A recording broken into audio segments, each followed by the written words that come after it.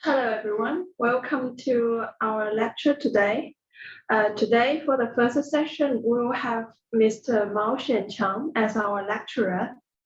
Here, I would briefly introduce Mr. Mao. Mr. Mao Xianqiang is a professor and doctoral supervisor of Beijing Normal University. He has been teaching and researching in the field of environmental and resource economics for a long time. His main research interests include trade and environmental issues, collaborative emission reduction of greenhouse gases and local pollutants, etc. He has won the Science and Technology Progress Award of the Ministry of Education and Beijing Municipal Government, Advanced Individual of Teacher Ethics of Beijing Normal University, Outstanding Teacher Award of Beijing Normal University, and so on.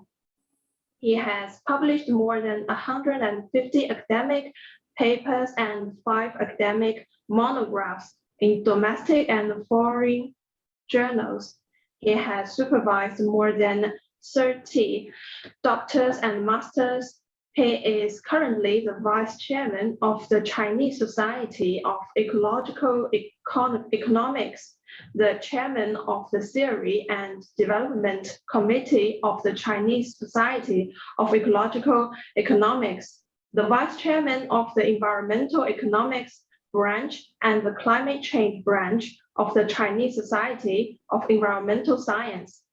And he is also the member of editorial board of several academic journals.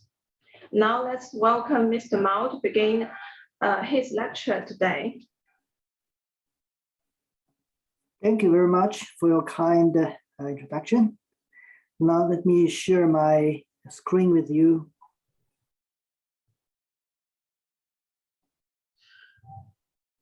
Can you see my slide now? Yeah, it's clear. Okay, great. So welcome to this afternoon or morning lecture. I understand that all of you are not in China right now. You are now in your home country, homeland. The pity that you're not able to come to China to join us to have a face-to-face talk here in Beijing or in Hangzhou. But I hope that we can, through this type of communication, to share with you some of our experiences or viewpoints about some of the interesting issues about the environment and the trade, international trade. So the topic that I'm going to deliver today is environmental issues and policies related to international trade. I'm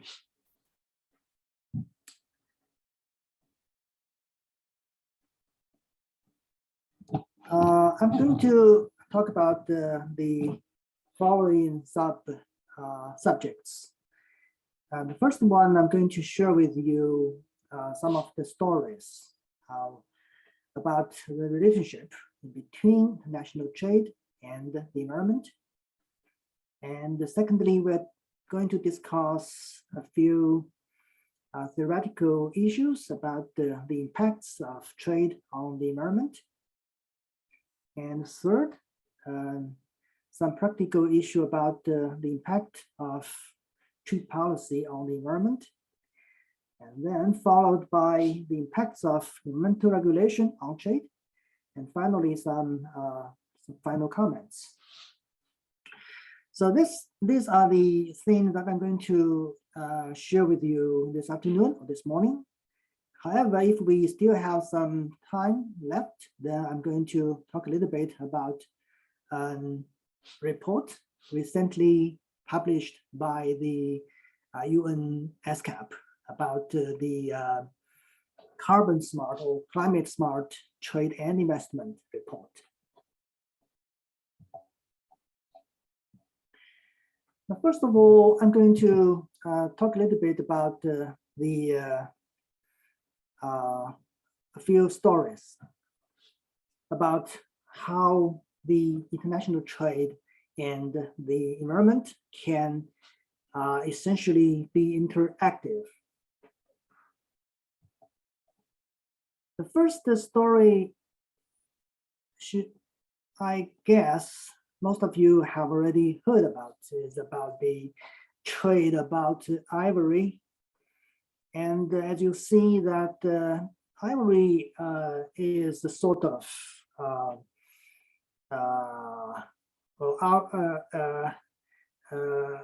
handcraft material consumed largely in East Asia, especially in China and Japan, Korea, and among others.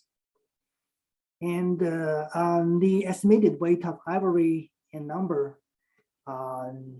cases was quite big in the past decade, and that for sure has caused a lot of killing for the wild animal of the elephant.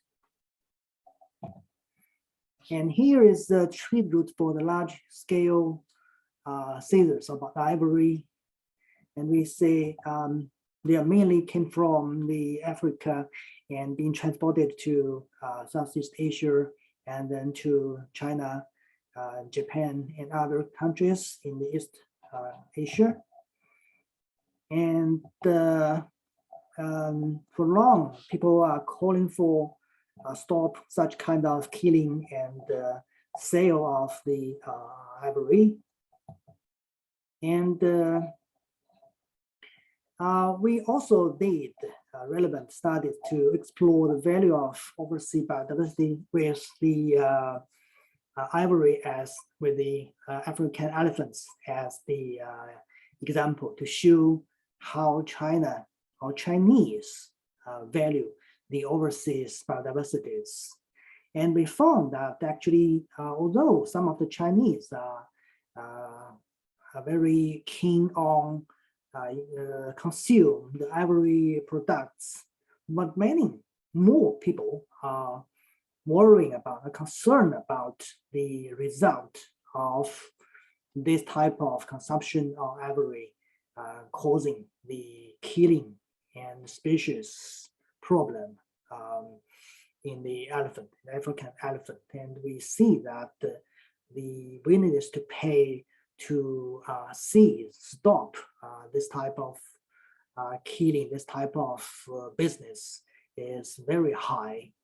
And you see here that we estimate that the average annual willingness to pay to stop this type of business can be as high as 43 billion RMB per year. And when we see that this type of willing to stop killing wild animals is so high that the Chinese government actually essentially respond to this type of people's willingness, and the State Council essentially closed the commercial process and sale of ivory and ivory product since 2016. So that's the first story. And second story is about the China EU trade dispute on coke. And you'll see that coke is basically a very important material for the steel and iron industry. And in early 2003, early century, the coke produced in China is very big, occupying that 45% of the world total, and exported 60% of the world total. So in 2003, there are 40 million tons of coke produced by small and heavily polluting coke even, which is a very small and highly polluting productivity. And especially in Shanxi province, which is the biggest coal and coke producer in China, it produces like 80 million tons of coke each year, and that produced 40% of the industrial exhausted gas and 30% of the wastewater from this industry of that province.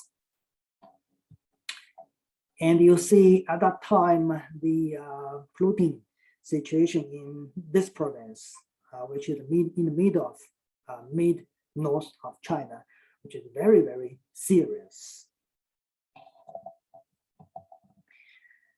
And at the same time, when China is exporting a lot of coke to European Union, and at that time, the European Union still has a lot of productivity of coke themselves. And they complain that when China exports too much coke to the EU market and caused the local business to be cracked down and affected the EU production by 8%. And the sale of EU produced coke was reduced by 14%. In this way, in that case, the EU complained that China is dumping the coke. Dumping means to sell the coke in EU market at a very low price, which is even lower than its production cost. And then EU implemented so-called anti-dumping measures on coke made in China and exerted a levy tariff of 32.6 euro per ton coke to protect the EU coke industry. So in this case, we see that EU was essentially saying that China was exporting too much coke to EU market. And almost at the same time, when China has realized that this coke production in China is heavily polluting the local environment, and China decided to reduce coke export quota from 12 million tons to 9 million tons. Essentially, China is thinking of to reduce the export of coke to EU to protect the local environment. Interestingly, that almost at the same time, the EU, there's also a change in the market in EU, USA, and Japan, because these countries, they also realized that the coke industry is a problem, which is also polluting their country. And many of their coking countries were at that time closing down. And the coke supply at that time fell short of demand. So you see that when China is reducing its export of coke, and the EU themselves now also reducing their local production of coke. And they think that China's movement to reduce coke production and export to EU is a threat to their steel and iron industry. So in this way, EU sent notice to ask for China to stop doing this, stop reduction on the coke export quota. And they also threat to sue the case to the WTO. And so now we see that just after 1 or 2 years, EU completely changed their attitude to Chinese Coke. They said China was then illegal to reduce the Coke export to EU market, which when China was saying that we would like to reduce our Coke production and export. Then on May 28th, 2004, China and EU reached agreement that China agreed to keep the level of exportation quota of Coke to the EU, and that end the dispute. Well, although China agreed not to reduce the export of Coke to EU too much, then in China itself, the Ministry of Finance and the State Administration of Taxation, they together canceled the export rebate of Coke products. Well, we know that the export tax rebate is a way to stimulate or to encourage the export of Coke. When China take measure to cancel the export tax rebate, means that China use this type of policy to disencourage the export of Coke. And afterward, the Ministry of Commerce announced stricter regulation on the exporting firms qualification and the certification requirements to restrict the export of Coke in an alternative way. And also, the Ministry of Environmental Protection also raised the standard of environmental requirement for coking industry. And those small and high-polluting coking firms were banned. And the official approval procedure was suspended to stop the new small business to be approved.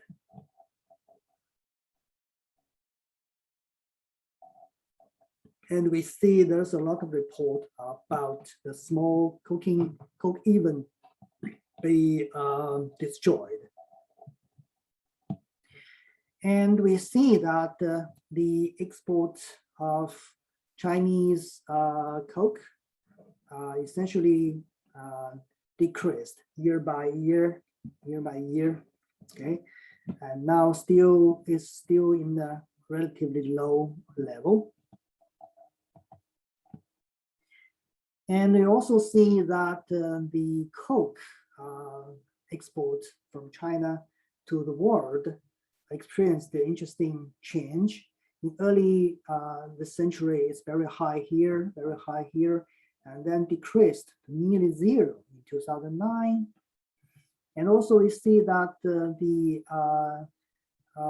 export tax rebate decreased from 15% to 5%, and ultimately it was reduced to zero. And even from 2006, China exert export tariff on the Coke export, and even raised to 15%. Until year 2008, when there is the financial crisis globally, China, in order to stimulate its export, and it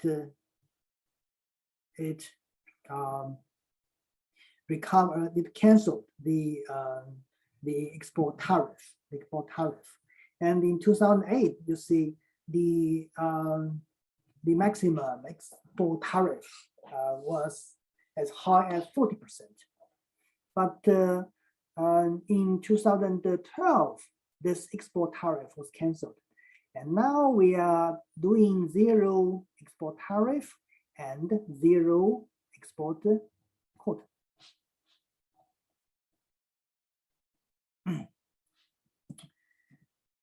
next example story is about the case of rare earths.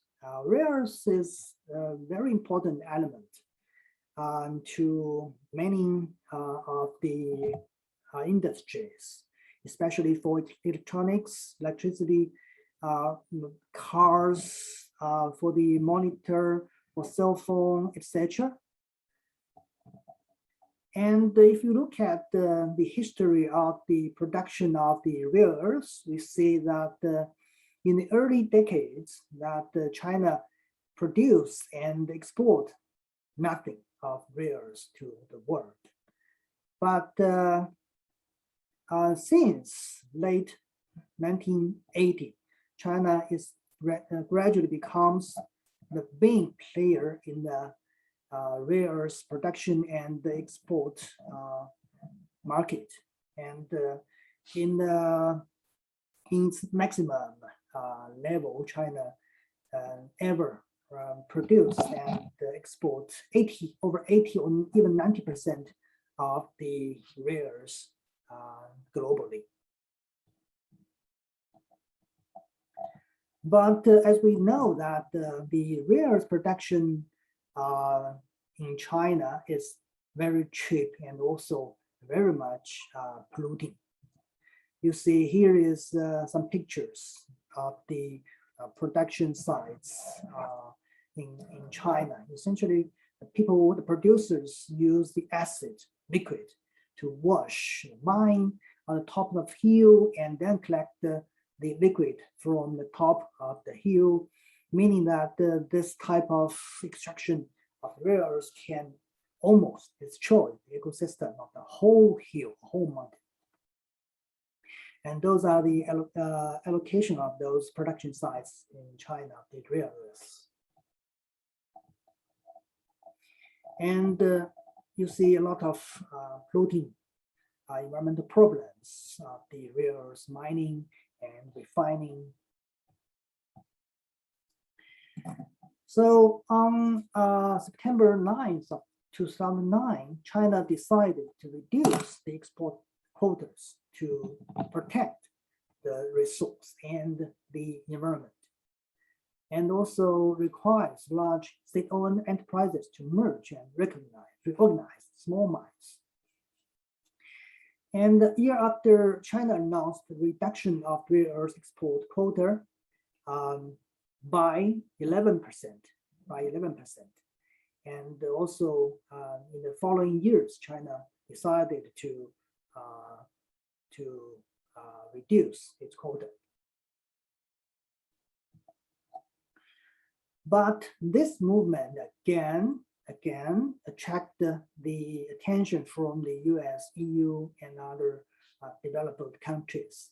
And they collectively appealed to WTO that they were saying that the restriction of rare earth export was against the GATT, or General Agreement on Tariff and Trade. GATT is essentially the full body of the WTO, and the GATT or WTO's aim is to promote free trade. Well, free trade itself is good, but sometimes it can be a problem. And now we are seeing that here is a problem. And the WTO ruled that China had violated free trade agreement regulated by WTO or GATT.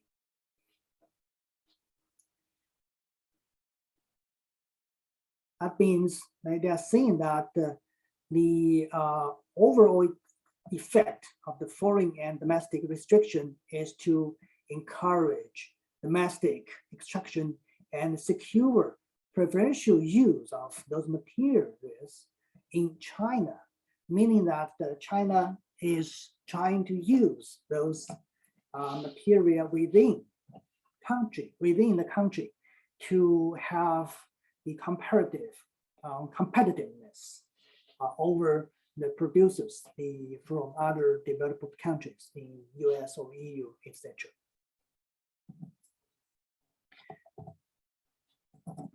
Well, China is a good boy in WTO because China has already been a WTO member since 2001. And China as a member, China decided to abide by the judge by the WTO. And it declared that it would implement the rule on September of 2014. And in January 2015, China lifted all quotas of the export of rare earths. And that ended the dispute.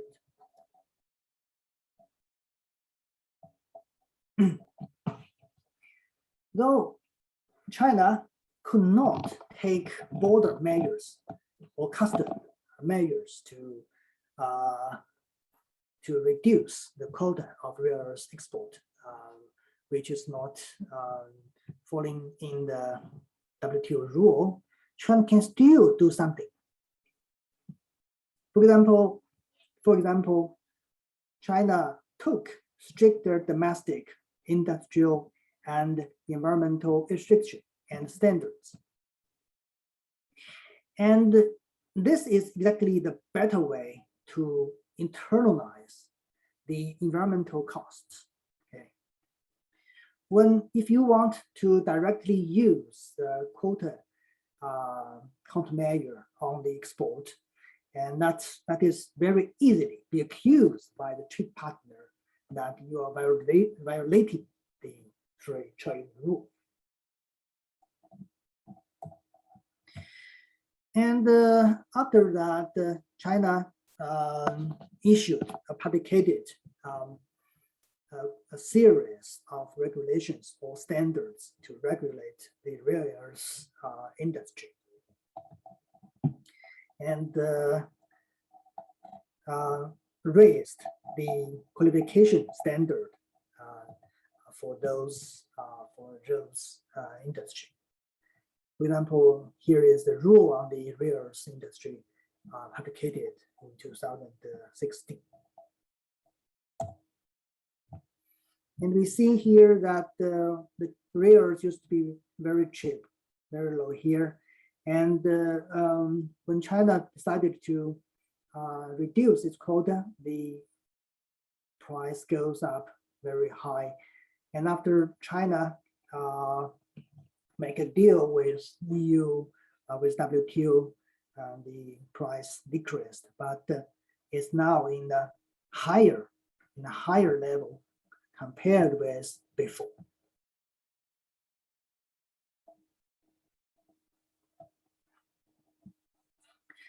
The last story is not about China. It is about the palm oil trade in the Southeast Asia, in Indonesia and Malaysia. And the export of palm oil from Indonesia is quite big. And we see that here's the increasing of the production and export of the palm oil from Indonesia. And some of the NGOs,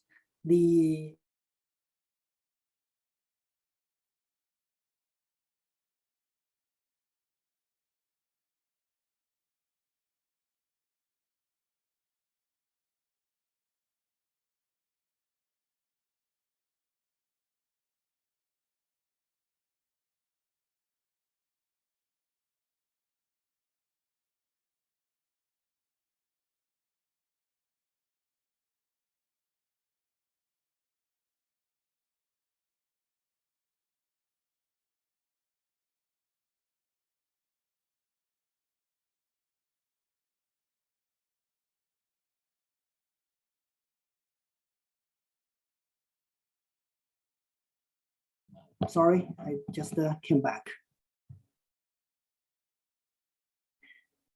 能听到吗? Can you hear me? Oh yeah, we can hear you. Thank you. 王老师，您继续。好的，抱歉，刚才我掉线了这个地方。Yes, I'm clear. Okay, great, thank you. Okay, thank you.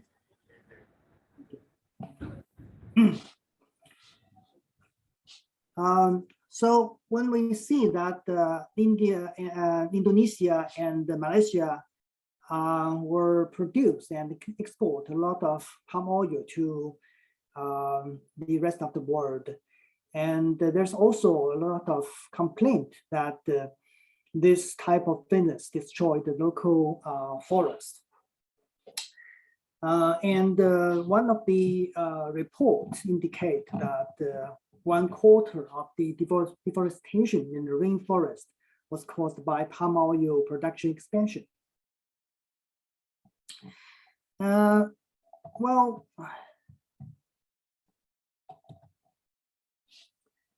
actually, China is a major trade partner with Indonesia and Malaysia as one of the big importer of those products. Actually, European Union was also a big trade partner with Indonesia and Malaysia, and they import a lot of palm oil from Southeast Asia as the raw material to produce the fuel. In view of this type of complaint of the deforestation problem, the EU essentially stopped the import of the product from Indonesia and Malaysia. But that's also a problem because Indonesia and Malaysia made a lot of benefits from, financial economic benefits from exporting those palm oil products. And China is another big trade partner with Malaysia and Indonesia. We are also we should also concern about this ecological problem caused by the palm tree plantation. So there's calling for doing so-called deforestation-free certificate for the Indonesia and Malaysia palm oil.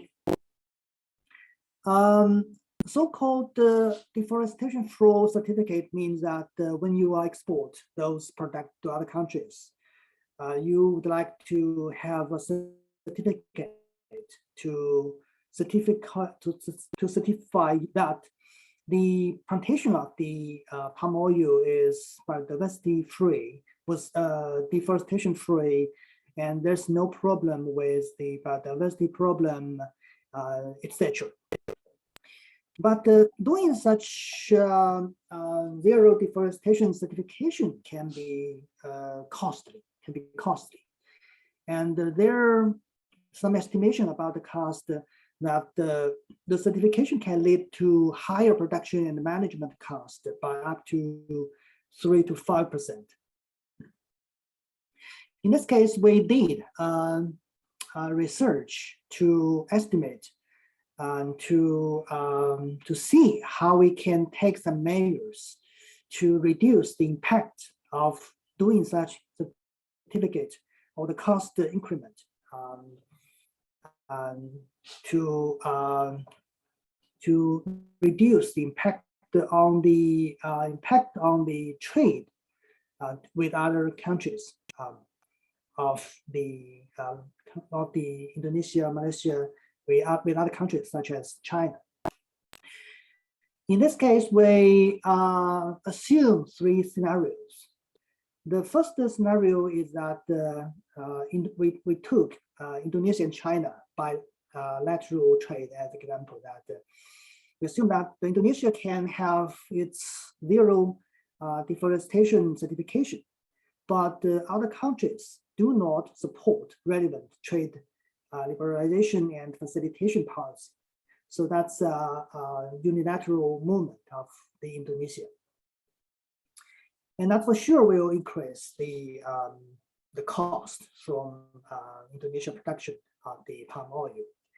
And the second scenario is that China will cut down the non-tariff barriers or NTBs to 80% from status quo and exempt import tariff of those palm oil, or certificated palm oil product. 2, compensate for the weakened competitiveness of the Indonesia palm oil due to they took this deforestation, non-deforestation certification.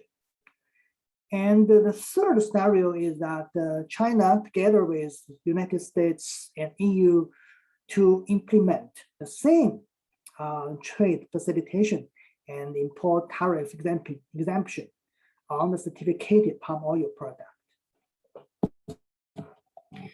And we use a trade model to analyze the impacts of such policy scenarios on the total export of palm oil from Indonesia.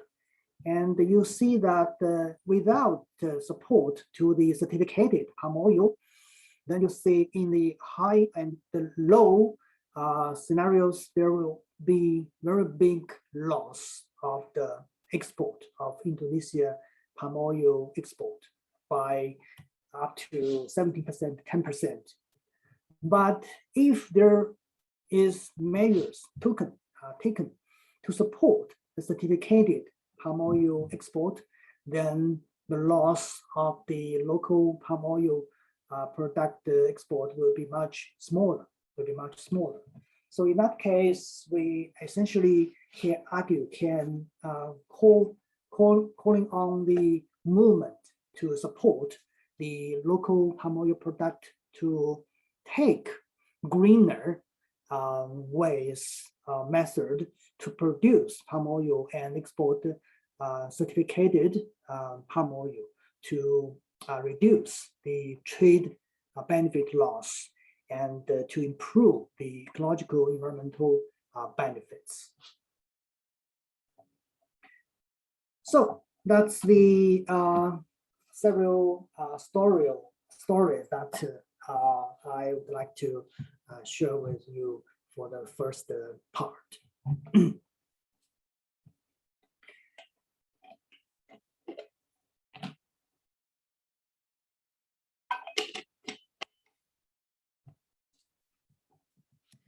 Should you have any question or have anything issue that you would like to raise to discuss with me or with other audience, then please just feel free to open your microphone and to talk to me or to the rest of us.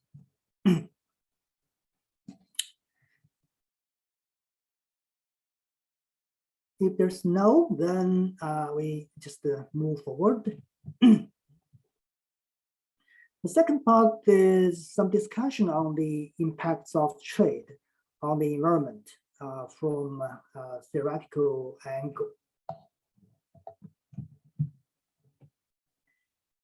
And we have already seen that from the previous stories that there are essentially interactions in between trade and the environment.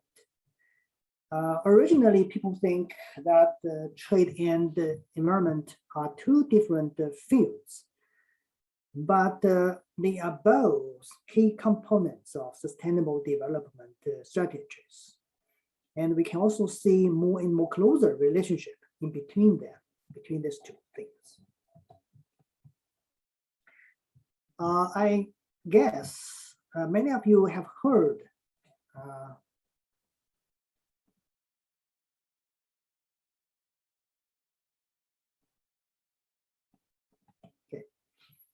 this concepts such as virtual water, embedded emissions, embedded carbon, embedded sulfur dioxide, or embedded nitric oxides.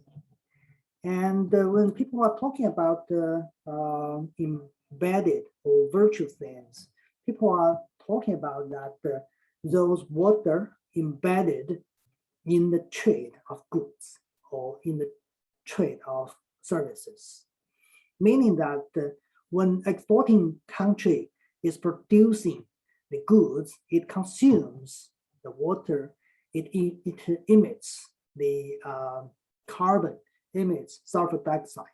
And then with these goods exported to other countries, the importers can enjoy those goods and also enjoy avoiding those emissions locally, because those emissions just happened just occurred in those producers, those exporter countries.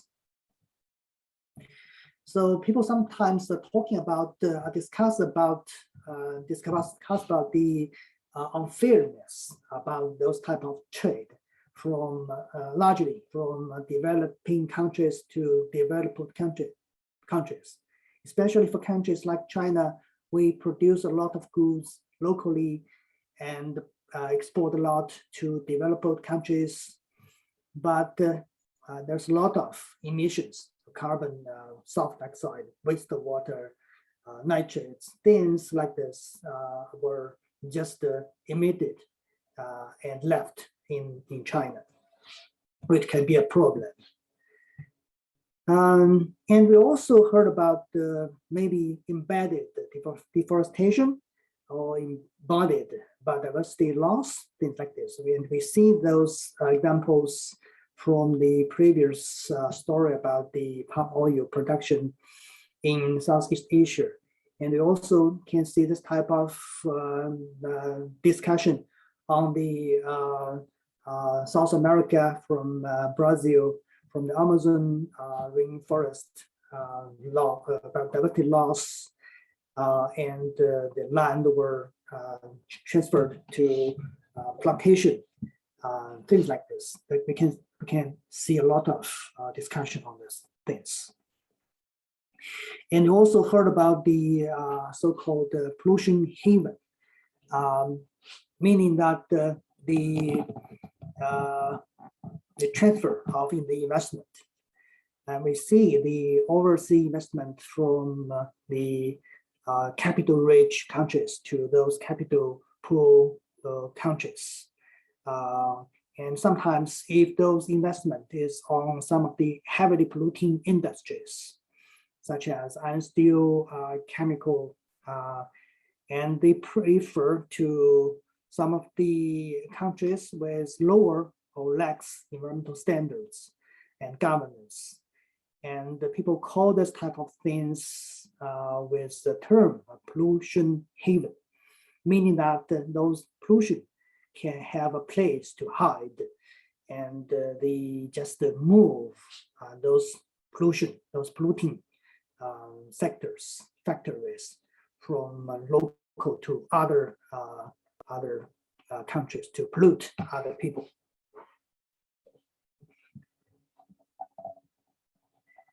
But we also heard some other conflicting stories. People also argue that the trade growth can stimulate the economic development and enhance the capacity of environmental protection. Well, that is also, in many cases, the truth, right?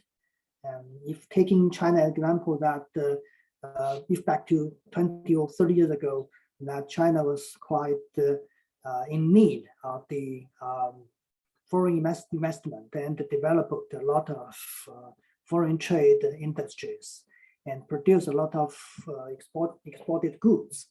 Well, in that way, China strengthened its economy, and China is now at a better place to strengthen its capacity of environmental protection. There's more financial resources to do this type of things. And we also heard about this environmental coolness curve, meaning that with the increase of the per capita income or economic development level, that the environment, with the developing of the economic growth, the environmental problem originally goes to worse and worse, becomes serious and serious until its top. But after a turning point, the environmental degradation can be released, and the general environmental quality can be improved. So this shows downward sloping afterward. So there's a this type of curve can be seen by us. So in this way, the trade development can essentially help to speed up the economic development and can essentially help to increase the per capita income and to speed the tunnel through of the top of the mountain to release the problem of the environment pollution. So theoretically, the economists they held different viewpoints about trade and environment. Some of the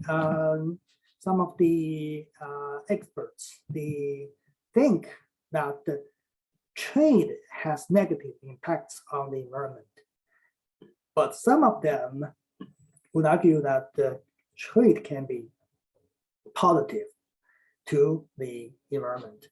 And more general, commonly accepted viewpoints is that it is a complicated problem. It can have both negative and positive impacts on the environment.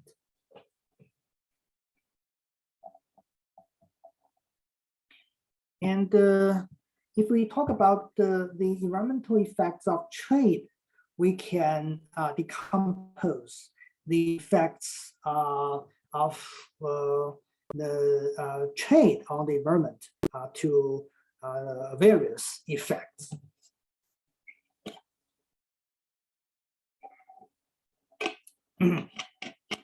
I listed them here.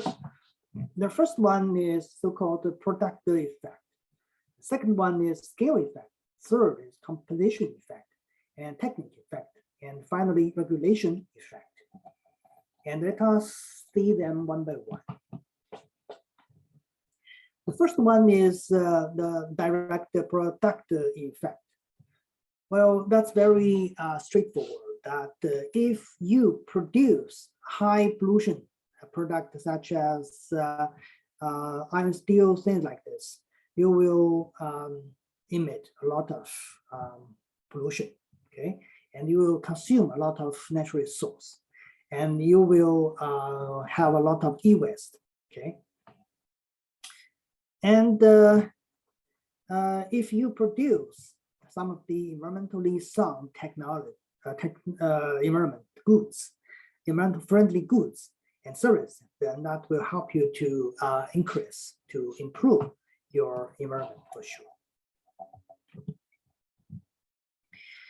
And trade can have so-called scale effect.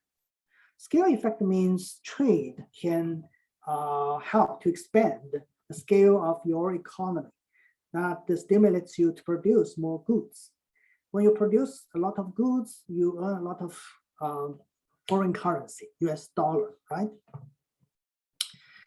And when you expand your economic scale, well, if you do not at the same time reduce your emission, in general, in most cases, it has negative effects on the environment because more production, more pollution, emission.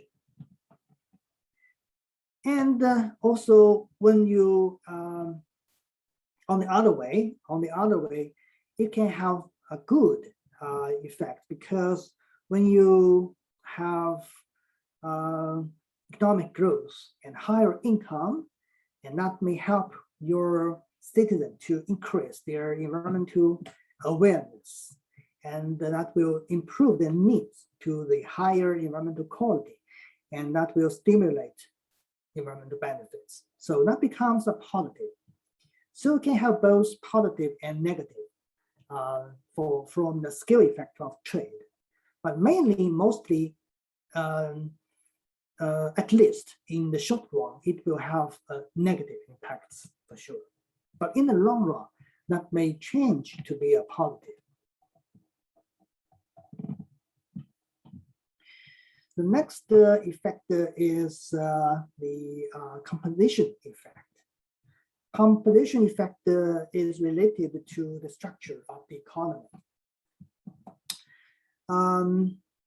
When you have trade, well, trade usually goes side by side with investment.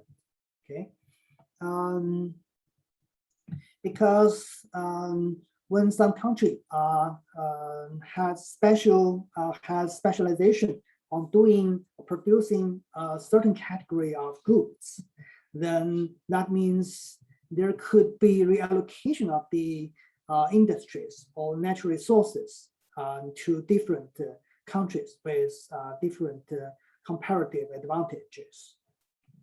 If you are a country that have comparative advantage to produce environmental friendly goods, then you benefit from this competition effect. But if you are only good at doing highly polluting industries, then you get harmless from this type of reallocation of the industries and specialization of the production of goods. For the technique effect, it means trade of the goods is side by side with the technology transfer. If you have better technology being imported, then you benefit from technology progress, because when you import those goods or those services, you essentially can learn from that. You can learn from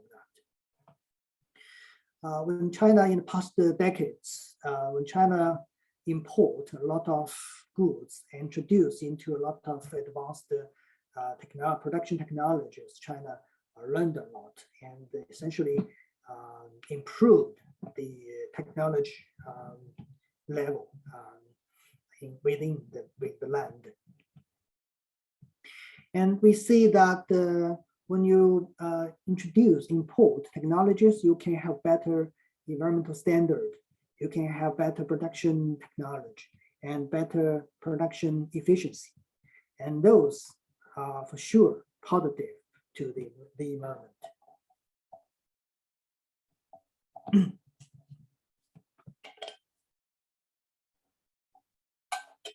Regulation effect is also there.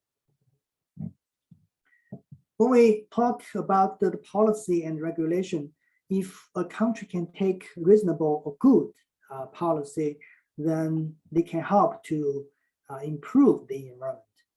But if there is bad policy, then trade can harm the environment. So in summary, the environmental impacts of trade is not determined solely by one effect, but it is a combination result of all those effects. And so these impacts can be either positive or negative, and that depends on the comprehensive effects. So that's the end of part 2. I would like to stop here for a few minutes and let you guys to have a short break, and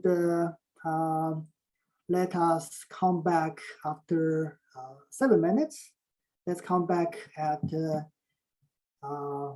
3:10 Beijing time. I'm sorry, I don't know where you are, guys, but let us come back in 5 to 7 minutes. See you later.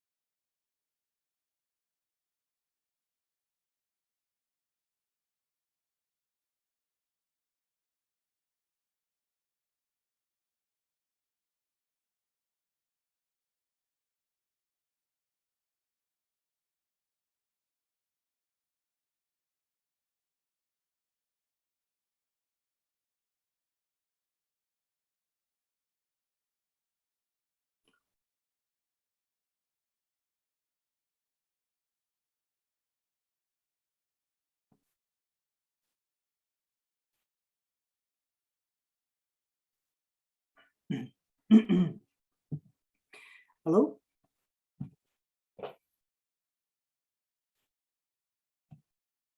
Hello, guys, are you there? Yes. So we are going to continue now. Okay. Great. The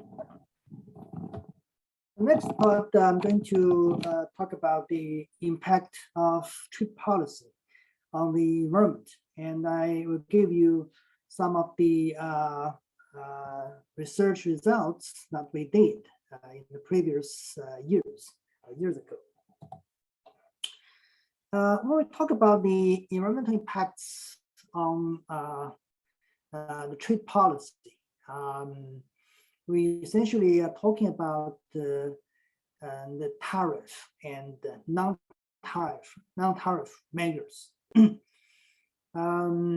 And we also talk about the production and export subsidies, and sometimes they also regarded as NTNs.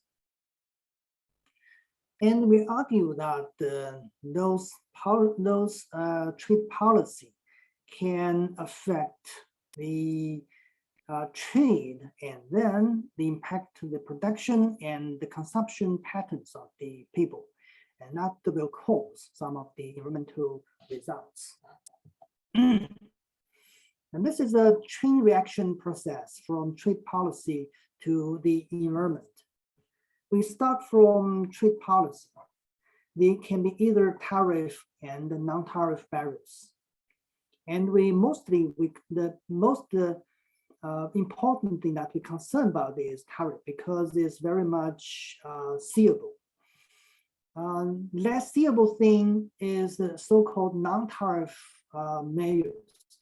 And we can also see a lot of study, a lot of discussion about this, because it can sometimes exert much higher impacts on the trade than the tariff measures. And also we can have production and export subsidies or supporting measures to the production and export indirectly.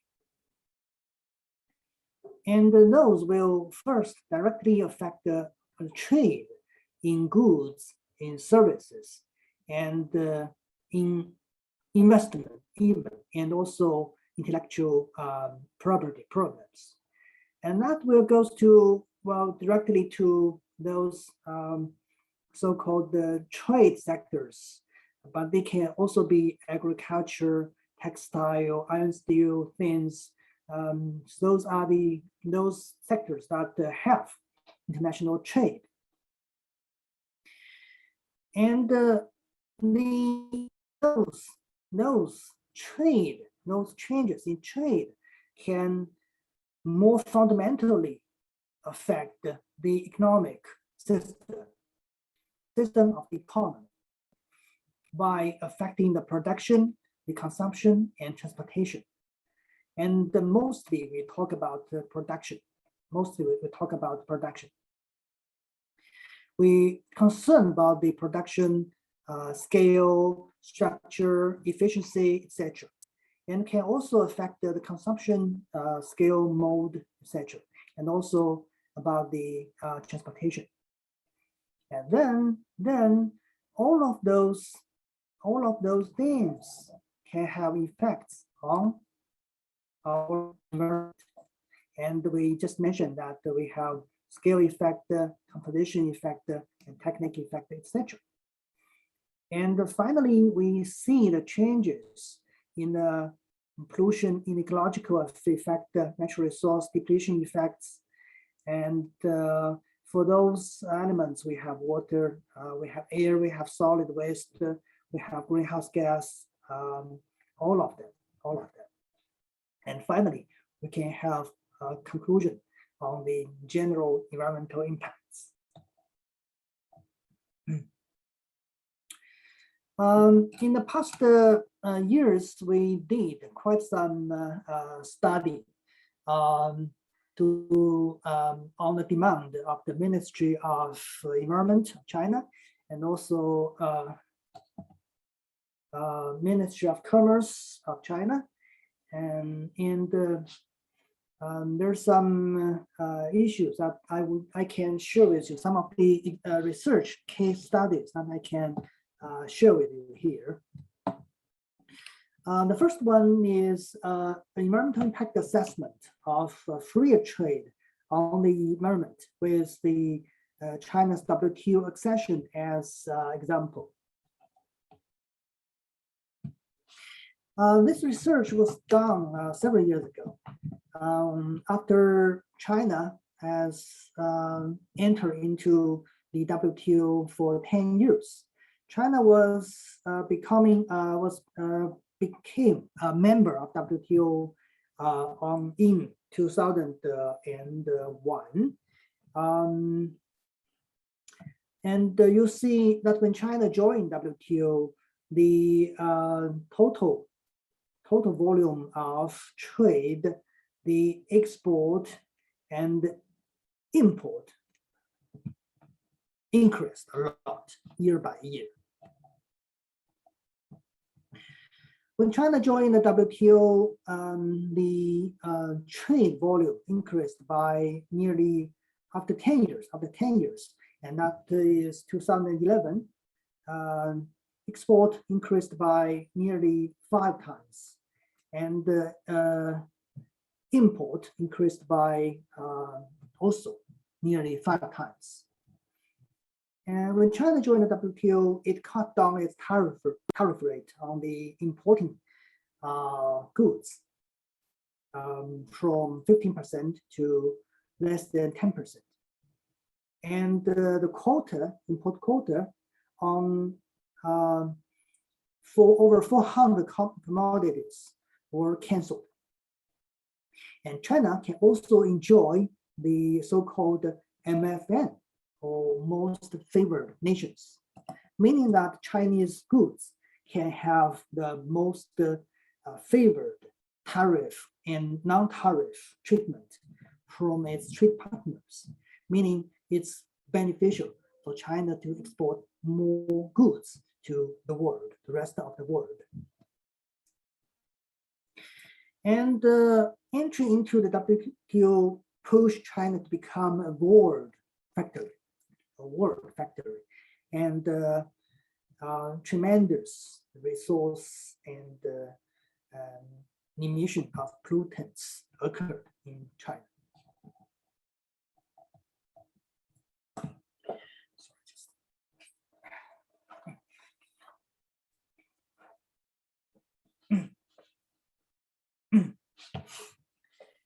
And there's a study done by the CAS, or Chinese Academy of Sciences.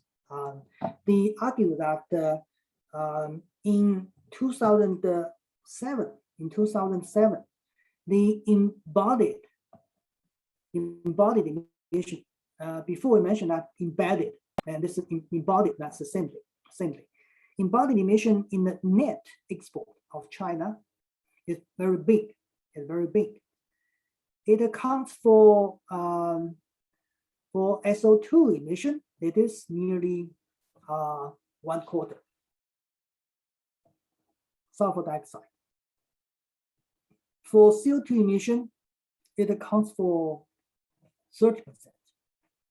For COD emission, it accounts for 1/5 of the national total, which is quite astonishing. And that report raised a lot of concern from the society, from the academic people. Our estimation, did not agree with their estimation largely. But we can still see that there could be a lot of impacts from the trade to the environment. The so-called EEE, representing emission embodied in export, is one of the indicators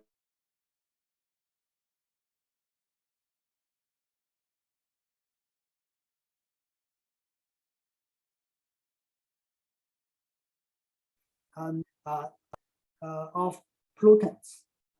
side by side with the production of those exported goods.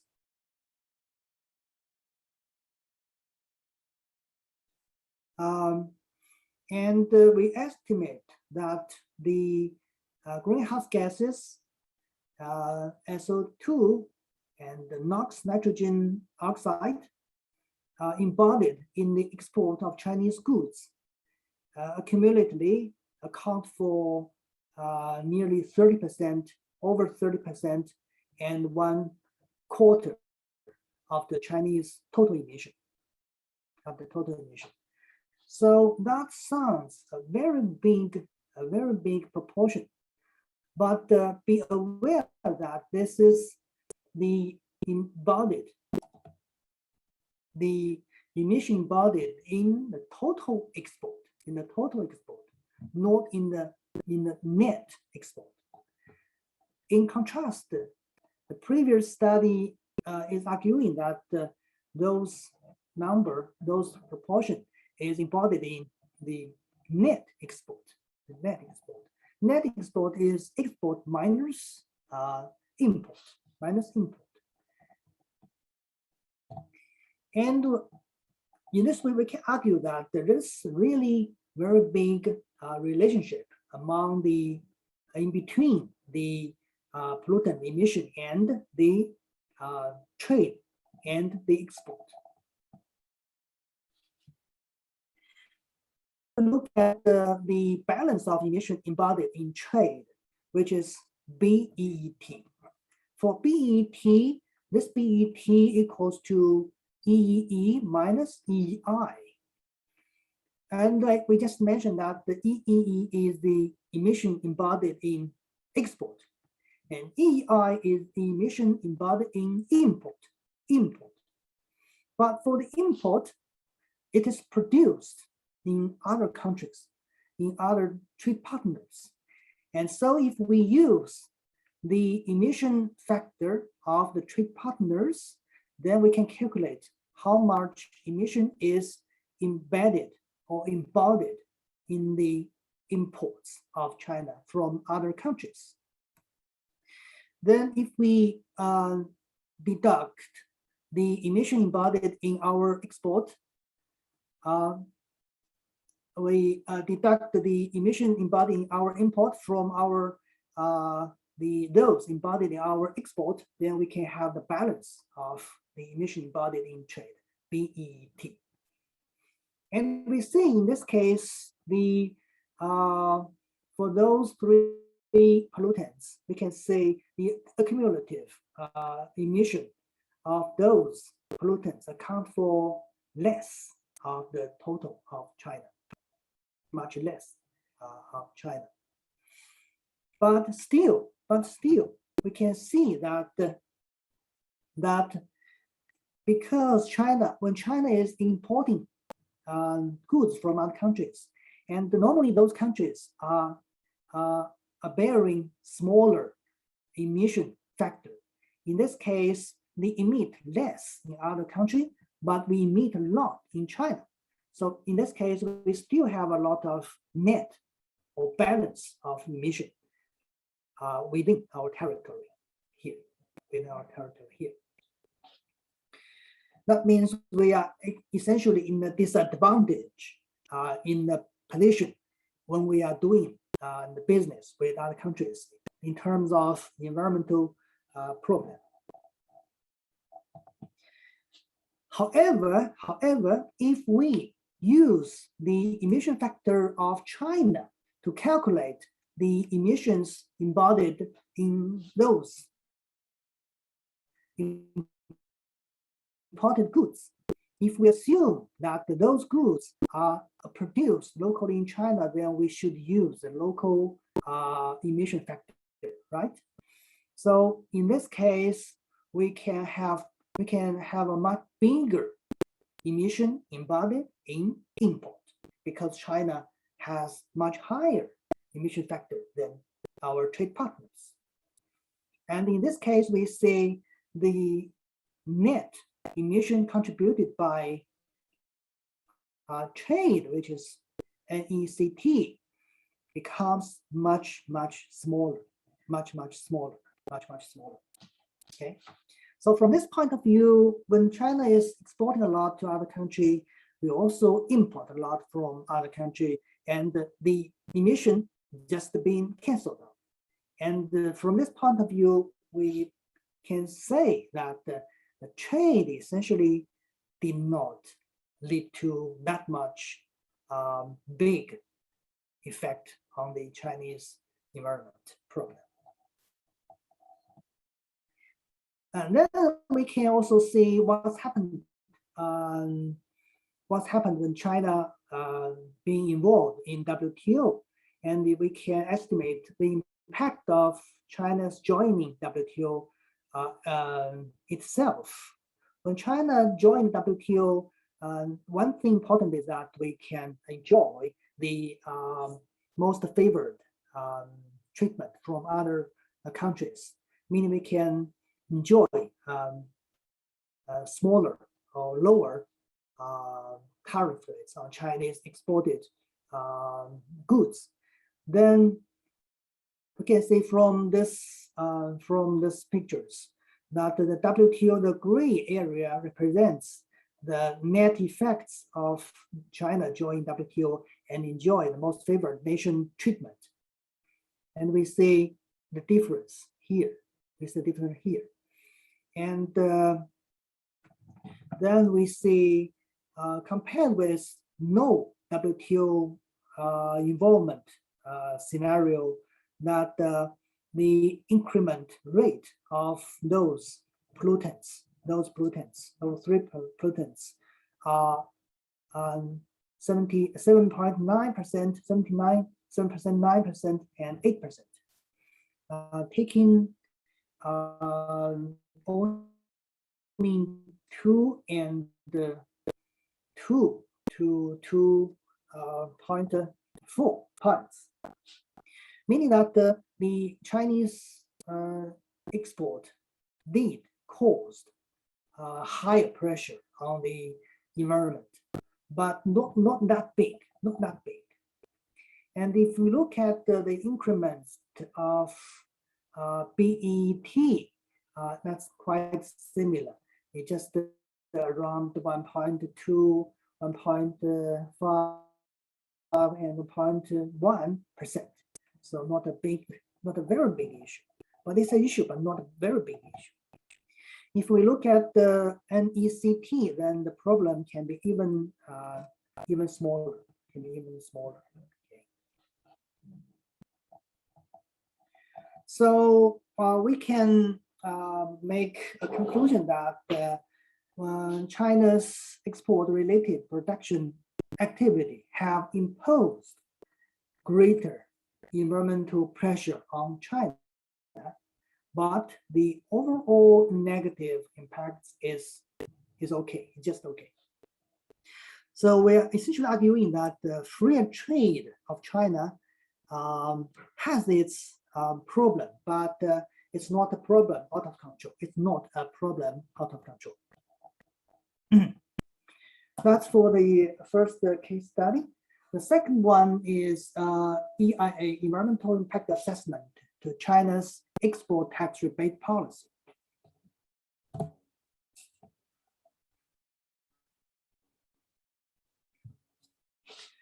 As I mentioned before, that the export tax rebate is an important trade policy to leverage export. Export tariff or tax rebate means we refund those taxes on the produced products to be exported. Those taxes are like value-added business or special consumption taxes. They are already paid by the exported goods during the production, and now when it is being exported, the government just pay back those taxed money to the producer, to the exporters, to essentially to reduce the cost of the exporting industries. And we calculate that when China ETR is raised by 1%, then the export will increase by nearly 1%, nearly 1%. So it's quite effective. It's quite an effective policy. And if we look at the adjustment of the ETR of China on the export goods, then we see that in early this century, in 2003, before that, there's regular policy of ETR, and after 2003, there's a reform with more environmental consideration, meaning that before this, there's no environmental consideration. And in 2005, China canceled it or reduced the ETR for over 1,000 items of high polluting and high energy consuming goods, with the aim to protect the environment, the environment.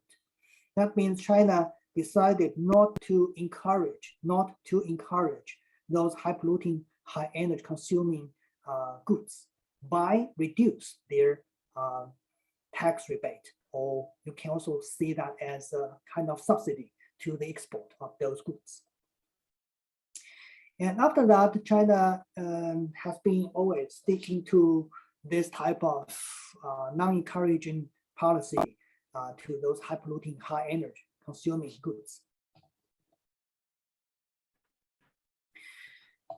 And if we review the tax rebate rates for those high polluting sectors such as coal, oil, gas, mineral, petroleum, etc.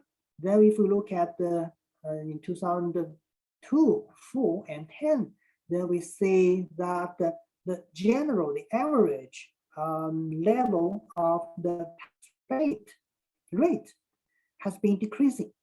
You see, in 2002, the average highly polluting sectors is the ETR rate is over 13%, over 13%.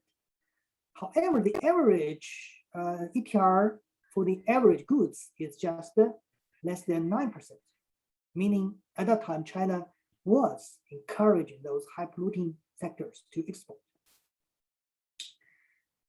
When it comes to 2004, the rebate rates were reduced and the average level being reduced to less than 10%, but still higher than the average level for the rest of for all the goods, for all the sector goods.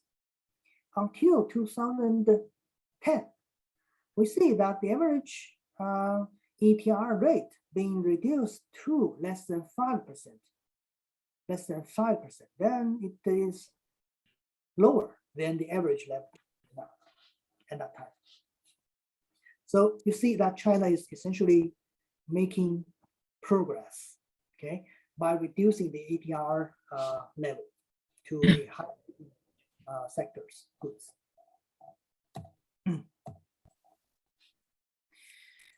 And we also did a correlation study of the ETR and pollution emission, and we can draw a conclusion that 1% growth of ETR can increase the national total pollution by this percentage of emission. So there's clearly a positive correlation in between ETR and the emission of pollutants. And we can see the environmental impacts of those ETR in year 2002, 4, and 10. we can see that this is a change in emissions. We can see after 2002 ETR, it increased the emission of the pollutants. And in 2004, it is also still increased. The pollution already being reduced. And by 2010, you see quite some of the pollutants being negative. That means essentially the ETR in that year is now helping to reduce the emission of the pollutants. Is reducing the emission of pollutants. So the ETR becomes much better than before. So this is the conclusion we can draw. In 2010, it led to emission reduction. If we look at the effect, the decomposition effect, then we see that for 2002, it increased the emission, but in 2004, it's already reduced the pollution, but it is still, the effect is still smaller than scale effect because the volume of export is big. So the total is still, in general, is still increase of the pollutants, but the structural effect is reducing the effects. Okay.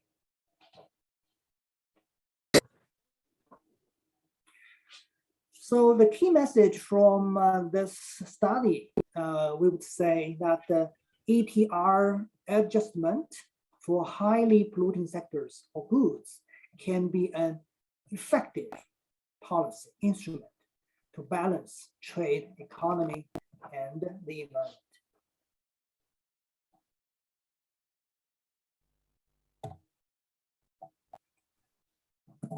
So that is two case studies I share with you here.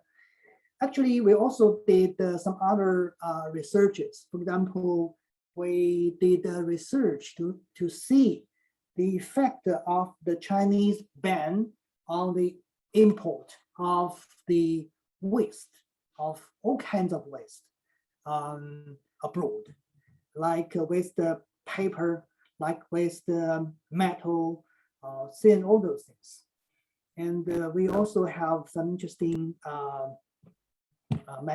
interesting experience from that. But we just have no time to share all those things with you here. But afterward, if you would like to have some closer look at those things, then we can exchange and share those things with you afterward.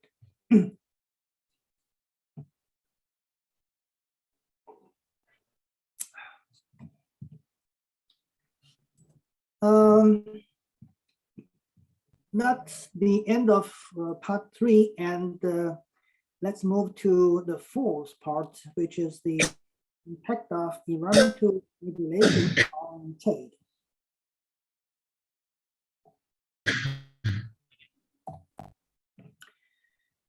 So the environmental regulation, we can have many, right? And the core of those regulations is to internalize the environmental cost, okay? From the point of view of environmental economists.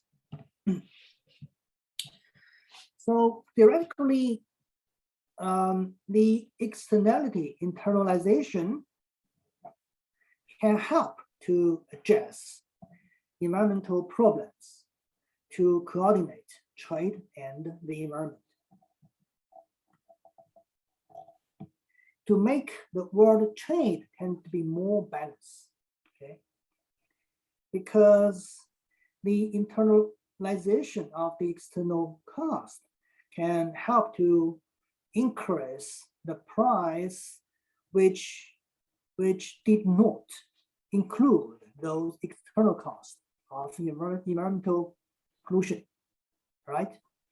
And to internalize those costs of natural resource depletion and the external cost of biodiversity loss and things like that. And that can help us to depress the excessive consumption of those natural resource intensive or emission intensive or biodiversity depletion intensive products, and to balance the trade and the environment. And the internalization of the externality can also have the impacts to encourage the competition of technology innovation to make the increase of production efficiency. And then that will benefit the economic development quality.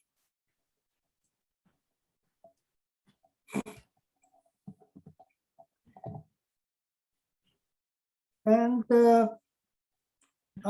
for the environmental standards, which is a key thing in doing environmental regulation, right? There's also different viewpoints about the relationship in between environmental standards and product competitiveness, okay? Some would argue that it has positive impact. Some argue that it has negative impacts, and there's somebody also would argue no impacts, okay?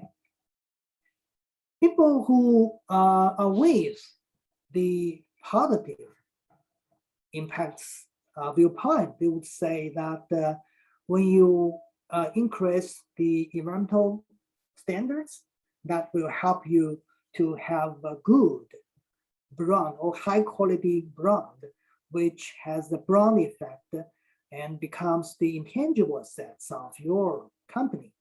And that will increase your competitiveness, okay? And they also say that if there's cost internalization, then people would like to promote technology innovation to reduce those costs. And in that way, it can increase the production efficiency and to help to increase production scale. And then that the scale effect will help to reduce the cost and then increase competitiveness. So those are very. Hello. Yes? Bureau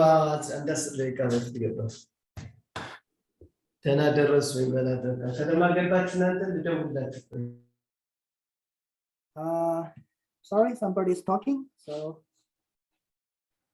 Sorry, I think they forced to open their microphone. okay, Maybe continue. okay, I see.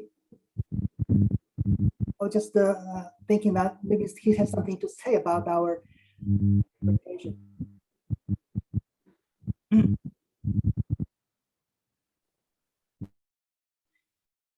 And some argue that the stricter environmental management and standards can create demand for environmental goods and services. Well, and that will help to provide new opportunity for trade. So that's essentially is relating to another branch of new type of industry relating to environmental protection. Okay, and that's brand new thing. Okay, and that can also help to increase your GDP, general productivity things.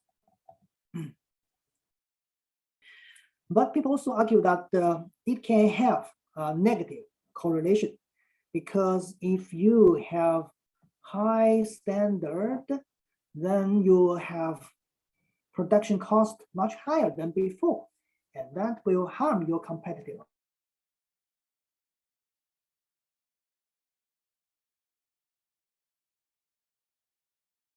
That will cost and increase your competitiveness. So you see, there's conflicting viewpoint here.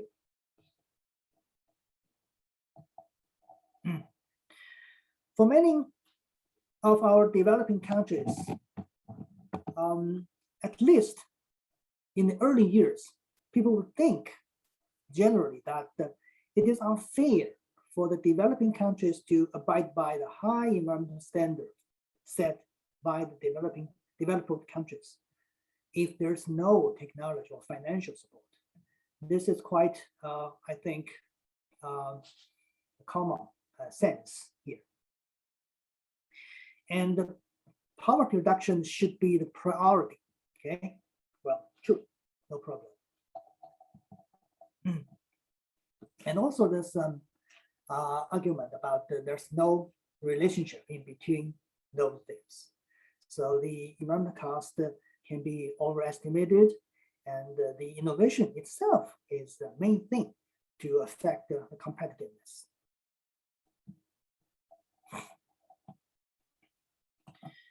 For the environmental policy and the regulation, then we can see varied regulations in different economies, countries.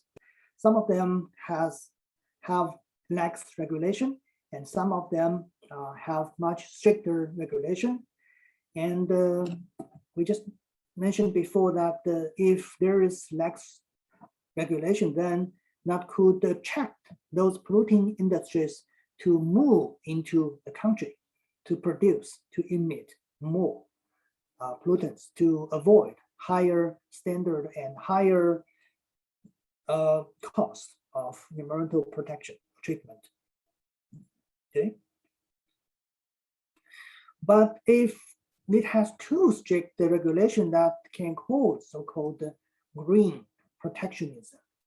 Okay. Meaning that the developed nations, countries, they can have much higher standard of environmental protection to avoid, to protect, to prohibit the other economies to enter into their domestic market. Okay, things like this. And the other thing we often heard about is so-called environmental labeling. Environmental labeling.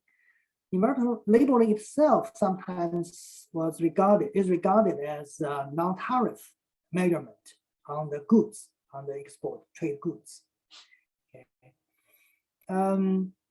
Generally, if a product has an environmental label, for example, if it has a label of eco food or green food, organic food, then that will facilitate this type of product to be traded, okay, to have a bigger market, But if that is product without labeling, then its sale, its market will be affected. So essentially, with or without a label becomes a trade barrier, on the goods, to be traded.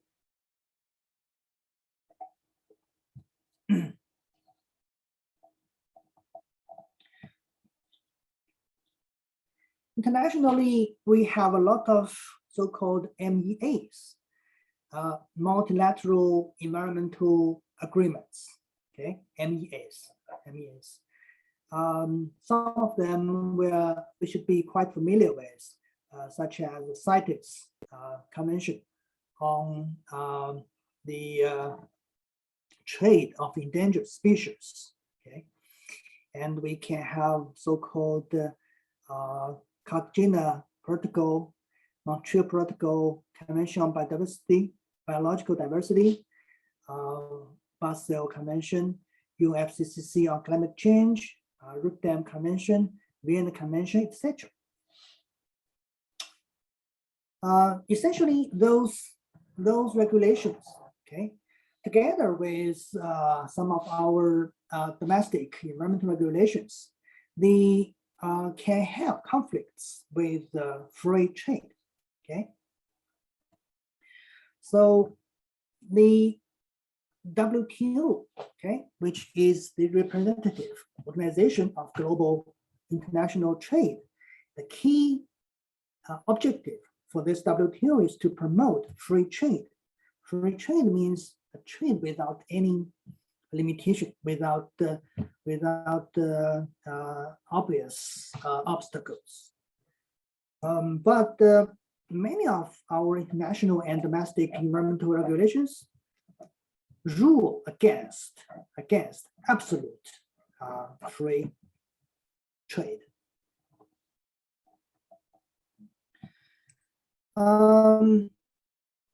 But in WTO GATT GATS, there is an exception clause. There is an exception clause. The Article 20, the very famous Article 20. Article 20, as I mentioned, that GATT in general is to promote free trade, but there can be some exception. If it is necessary to protect human, animal, and plant life or health, then there could be some exception of the absolute free trade. And if it is relating to the conservation of exhaustible natural resources.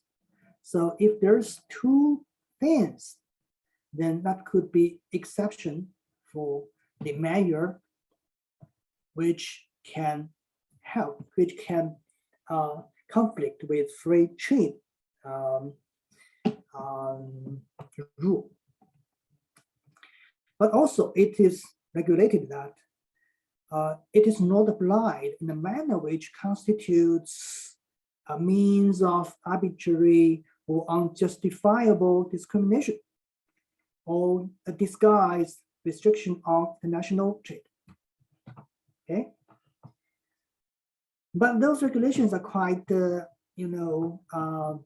questionable sometimes, and sometimes can be quite arguable. And there's sometimes quite, it is not that clear, right? Those regulations. And because of this, we can see a lot of cases in the WTO which is related to the disputes on the trade barrier and the environment.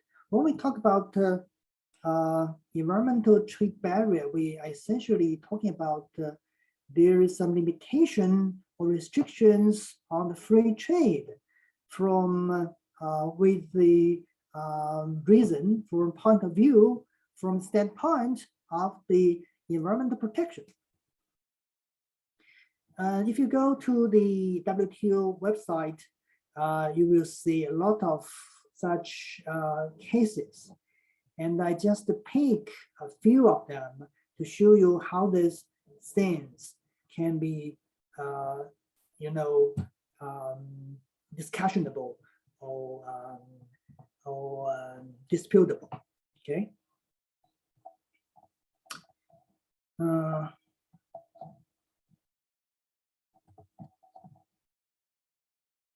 The first thing, the first case is India, Pakistan, Malaysia, etc. versus US on the shrimp and turtle. Should we have a 5-minute break now? Okay. Let's take. Mao, if you think it's okay, then we can have another break. Okay. So let's take 5-minute break. We'll come back at 4 o'clock Beijing time. Okay. Okay. So see you everyone after 5 minutes.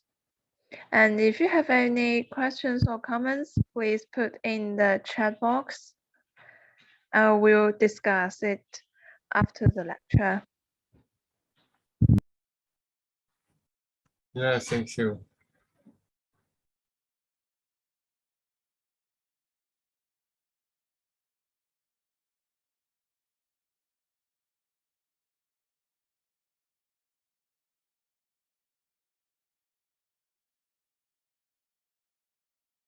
about the shrimp and turtle in between India, Pakistan, Malaysia, etc., and the US.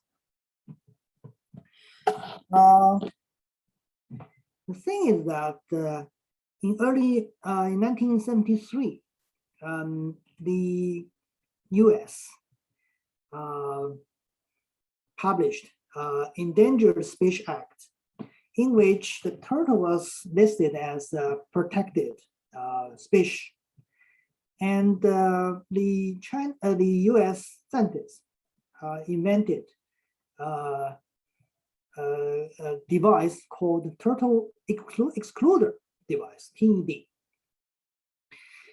Meaning that they can use this type of technology to prevent the shrimp harvesting activity to wrongly hurt the turtle. And that at first hand, it is domestic regulation for the US producers. But in 1989, the US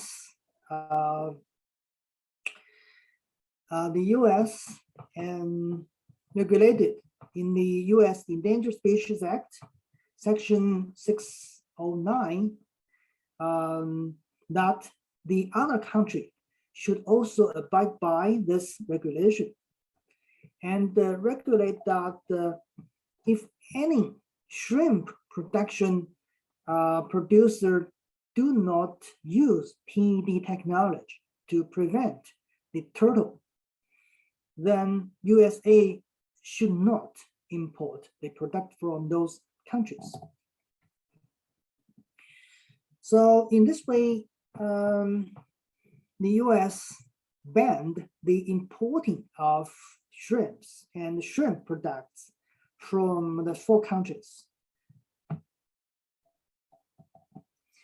And those 4 countries complained to the WTO dispute settlement body, arguing that the US Section 609 of the Endangered Species Act was against the GATS 1994 because there is a discrimination to the process or production process related standard. Because GATT regulates that there should be no restrictions on any goods considering its production process, meaning no matter how this product is produced, they should have the equal treatment in the trade. But the US, they argue that their Section 609 is abide by the GATT 20, the so-called exemption clause in regarding to the protection of the ecological resources or life of the wild animals. So here is the dispute, and you see the India, Pakistan, they use the weapon from this clause, but the US use this clause. They basically conflict with each other. So in this case, there must be an institute to make a judge for their dispute, to solve their dispute. In WTO, there is an expert panel to make the first stage judgment. And this panel held upon that this section, the Section 609 of the US Endangered Species Act did not fall within scope of this regulation, and judged that the US lost the dispute. Okay, but the US, they don't agree They did not agree with this judge. And then they came back to the WTO appeal body, a higher level disputation resolvement body. So US appealed to the WTO appellate body. And the body reported that the validity of the section 609 was affirmative and legal. Okay, but it said the measure to implement the section 609 is against GATS. Maybe it's too arbitrary, things like this. So that's the first case. That's the first case. And second dispute is in between Canada and France or EU. In 1996, sorry, the French government banned to use the asbestos produced in Canada, because this type of material has a lot of harmful effect to the human health. And that for sure will cause the objection from the Canadian side. So Canada complained to WTO that the ban of asbestos in France violates SPS 2. The SPS represents the agreement on the application of sanitary and phytosanitary measures. They argue that the France decision policy violates all those things, okay, and not damage the Canadian benefits. The first stage of the panel, the expert panel reported that the ban was legal under GATT GATS 20, under GATS 20.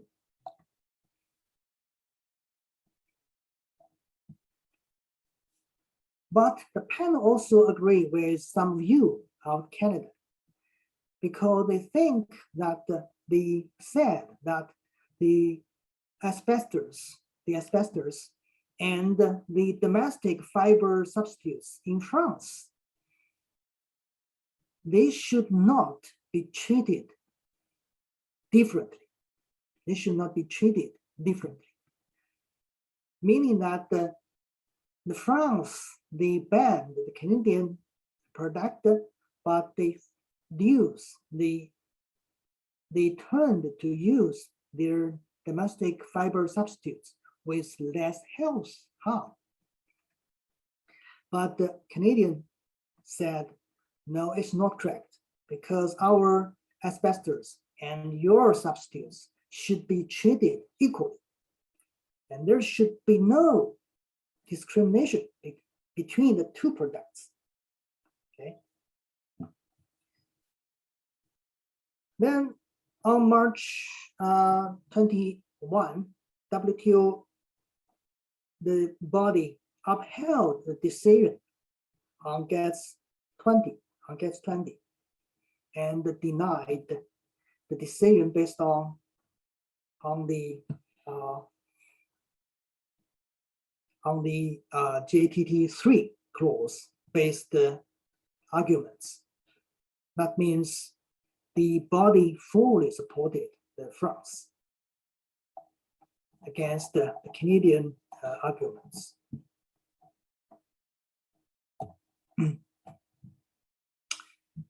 Then finally, the dispute settlement body, it's the ultimate decision-making body, adopted the report from the appellate body and end up the dispute.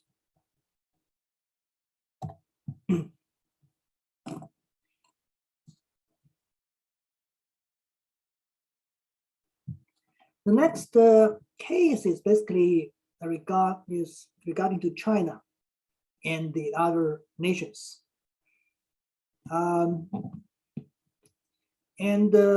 This story originates from Chinese restraints on the export of various forms of raw materials, including the coke and some of other metal and non-metal materials. And the US, EU, and together with some other countries like Canada, Mexico, Turkey, the request to ask for China to release their restraint on the export of those raw materials. But for sure, China exert restraint on those things from the point of view of protection of the environment. And then there's an appeal to the WTO, and the WTO dispute settlement body established a single panel to investigate the dispute. And after long investigation, the WTO judged that China had no legal right to limit those 9 raw materials. Okay, and that's the end of the story. Okay, so basically, China lost the dispute, the jurisdiction case in WTO. And another thing is again about Chinese rare earth. Okay, we have already mentioned that before actually.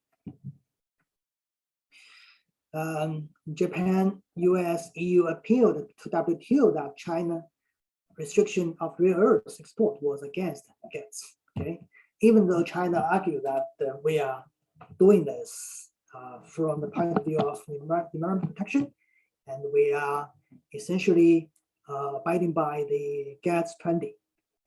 Okay, but those nations, those countries, they don't think so. They don't think so. And finally, the WTO judged that the Chinese ban, the Chinese restriction on rare earths was illegal and against JTT general rules. Okay. So from this cases, we see that when there is conflict in between environmental protection and the free trade objective, the final real results could be quite uncertain. Even especially when we look at those WTO cases. Okay, sometimes those panel, those body support the argument about the environmental protection, but sometimes they are more supportive to the argument of supporting the free trade. Well, this is quite something not so straightforward, not so easy to make a judgment.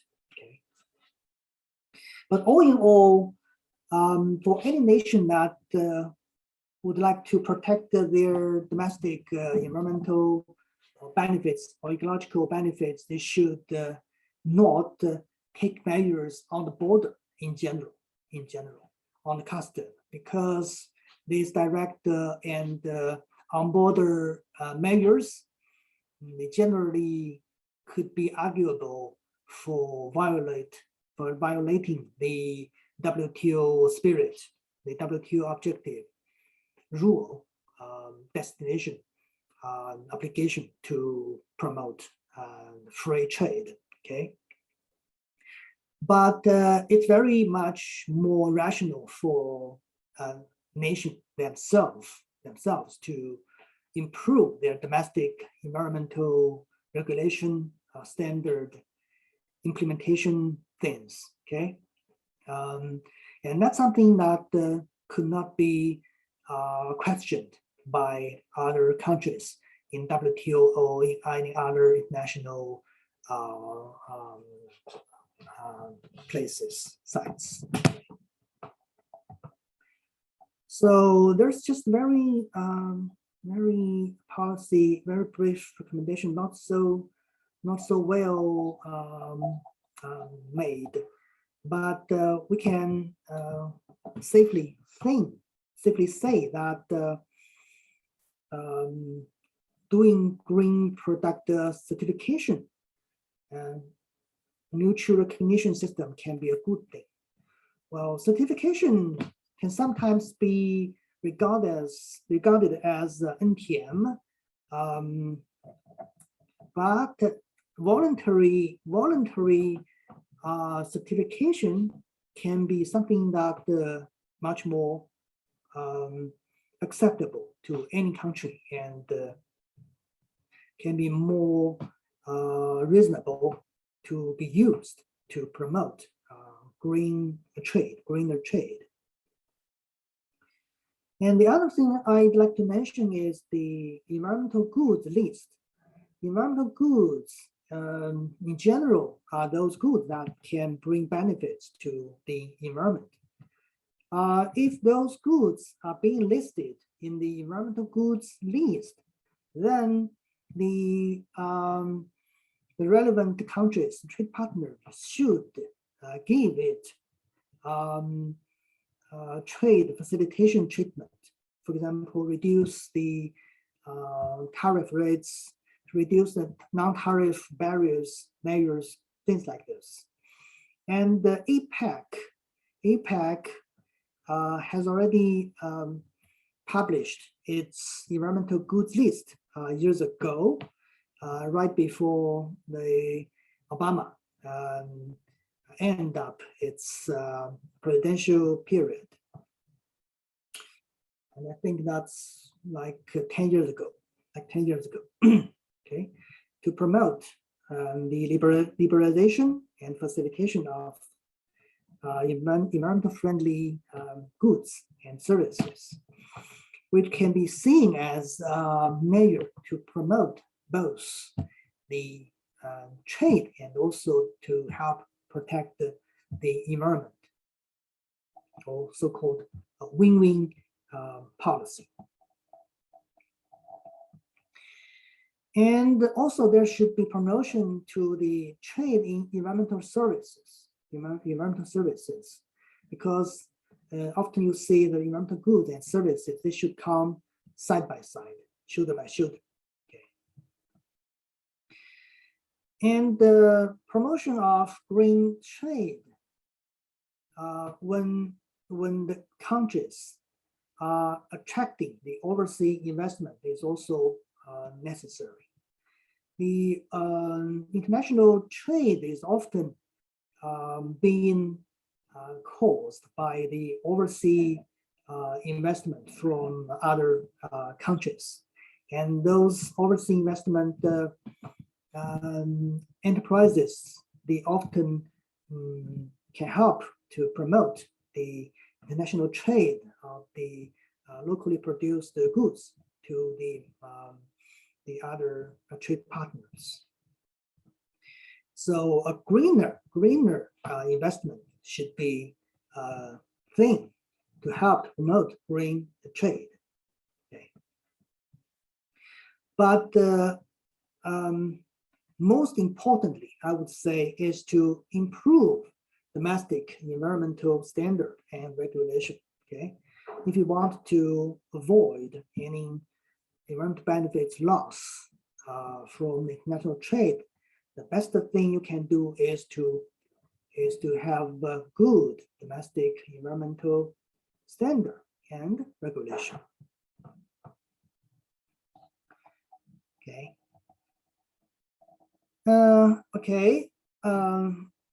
Wrap up of this lecture, the main content of this lecture. and we can have much more things to consider, to discuss. For example, do you see any problem in your country regarding the issue of trade and environment? What do you think about the environmental impact of the trade wars? And do you agree with China and other countries who banned the import of foreign garbage, meaning those recycled, so-called recycled material, for example, the waste paper, the waste recycled iron, steel, copper, things like this. Okay, China already banned most of them, but they still allowed a small number of categories of those type of goods. Okay, things like this are quite something that we can think about. We can think of. And last year we published a paper to try to explore the environmental impacts of the US-China trade war, and we did draw some interesting conclusion, because before, people would think that if there's a trade war, then that will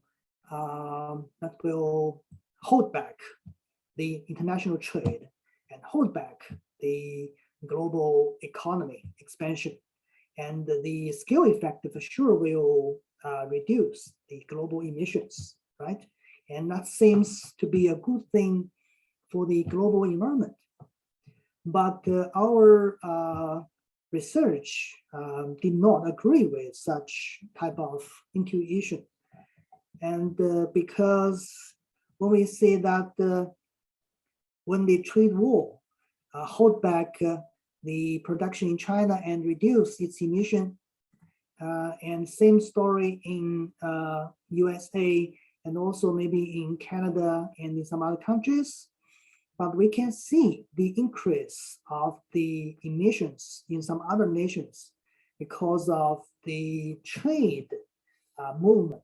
The production moved to nations such as Vietnam, such as the Brazil, Argentina, and you will see there could be even more emissions from those places, and that can essentially make the situation not better, but worse.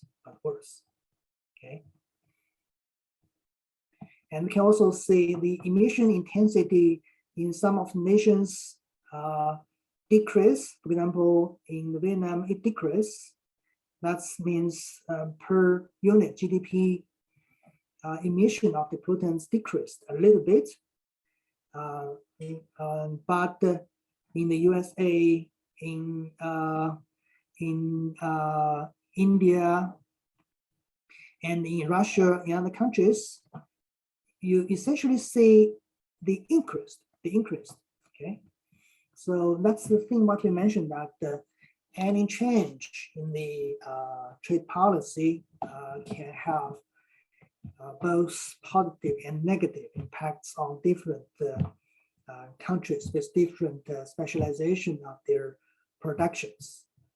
And so we cannot simply make a judgment on if it's bad or good. Okay? And we need to see their integrated or comprehensive effects. And we say that if the Chinese import of the such as soybean from the US to Brazil, and that can possibly cause the increase in the transformation of the land from forest to plantation, and that will, well, you see, increase the CO2 emission there. And the other research we did, and to be published in Nature Communications, is research on the effect of trade barrier on the global PV product trade. And we argue that if we can break down the trade barriers on PV trade, we can facilitate the global carbon mitigation. We essentially argue that if there's trade barrier, then that will hold back, that will reduce the global trade of the PV product, and that will reduce the application of the solar panel, and that will reduce the potential to reduce our carbon emission. And we estimate that the trade barrier reduction by half from 2017 status quo will increase the net carbon emission mitigation potential by 4 to 12 gigaton by year 2006. And if there's more serious or extra trade barrier, then that can decrease the carbon mitigation potential by 3 to 4 gigaton by 2006.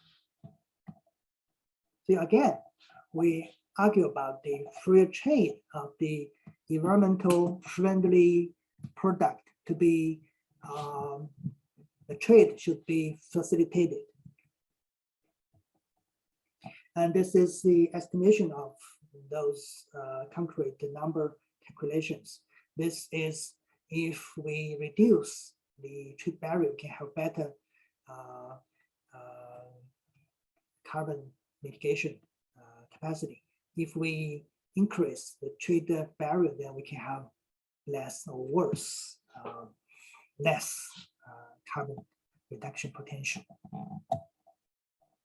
And those are the accumulated potential of carbon mitigations.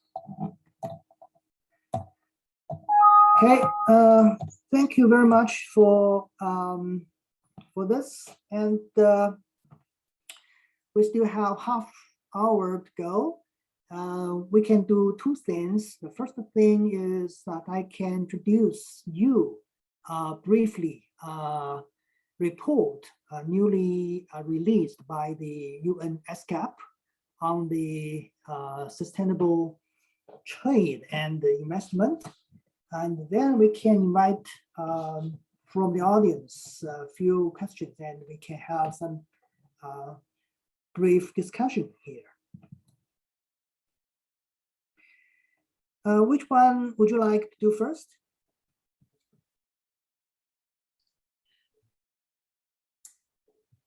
Maybe we can continue with the report, the newest report.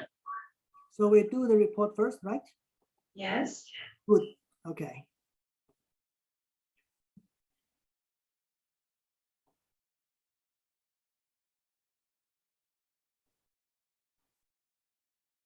So you see the screen now? Oh, this report, we haven't sent it to our participants yet. We'll send it to them together with your PowerPoint after the lecture. Yes, yes. So I just spend a few minutes to go over very briefly to the contents of this newly released report. The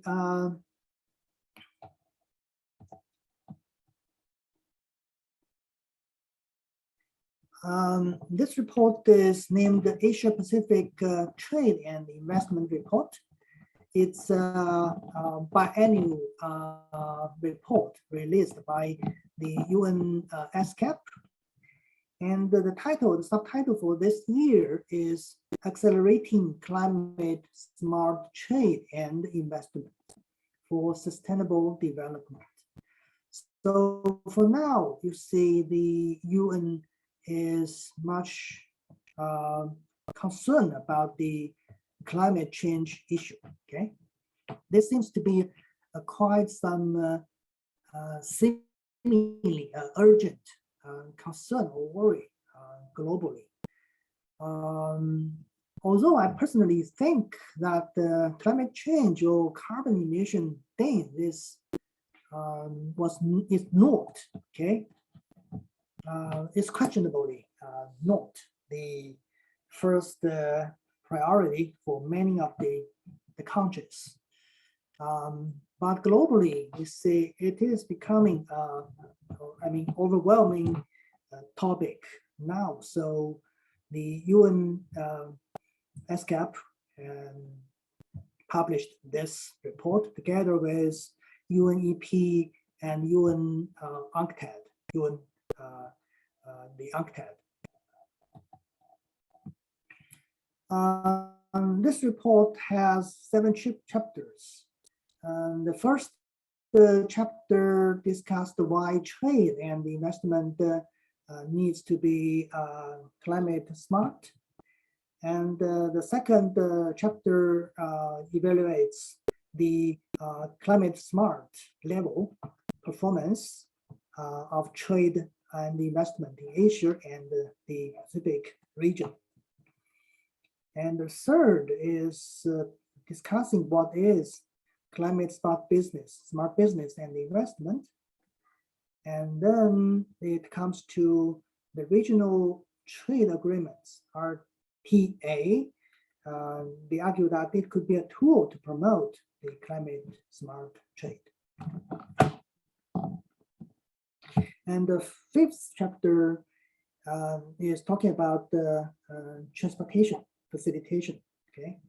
And the last, the 6th chapter estimates the impact of the policy to switch to climate smart trade and investment. And finally, a conclusion and recommendation. For the first chapter, it discussed why trade and investment need to be climate smart. And it evaluates the 17 SDG goals, okay, released by the UN. Sustainable Development Goals, okay, released years ago for the sustainable development globally up to 2030. And they find most of the targets are moving forward, have their progress, but the number 13 climate issue has regressed. Okay, there's no progress. On the contrary, there is regress. And they also checked that they found that in the Asia Pacific region, that the net export of the blue ribbon represents the net export of embodied CO2 from this region to rest of the world. That means there is essentially a leakage of carbon emission in this region. And they did a similar analysis as we just mentioned in our lecture, that the trade and investment has direct effect, the scale effect, regulatory effect, the competition effect, and technical effect on the environment. So basically, we have already discussed this part already. And chapter 2 evaluates the performance of the climate smart trade and investment in Asia and Pacific.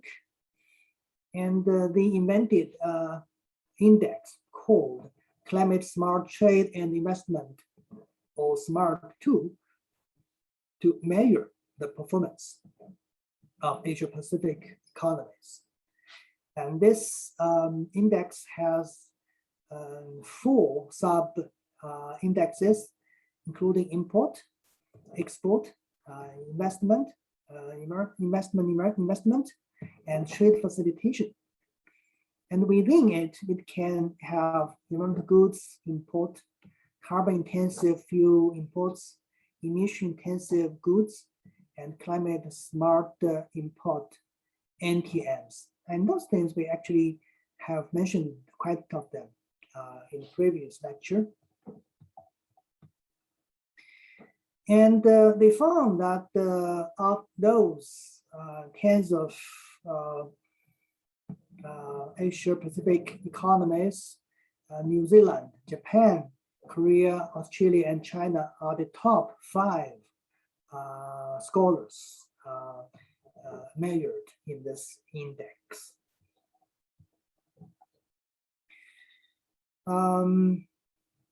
They also found that the export value of the environmental goods in this region increased, but the share declined.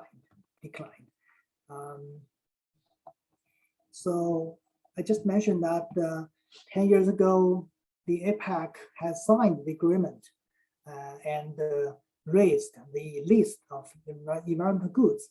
And after years, we see that there's very small progress with the trade of environmental goods in this region. Okay, there is some progress, but not so satisfying.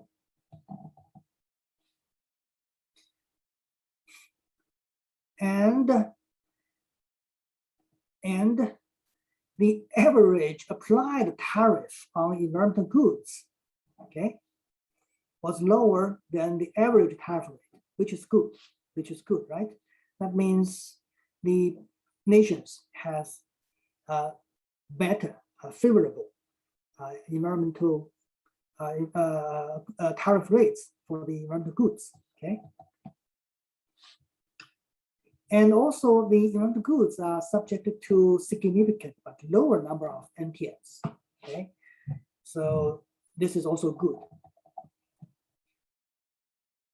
But at the same time, the researchers see that the economies have increased the share of carbon-intensive fossil fuel, okay?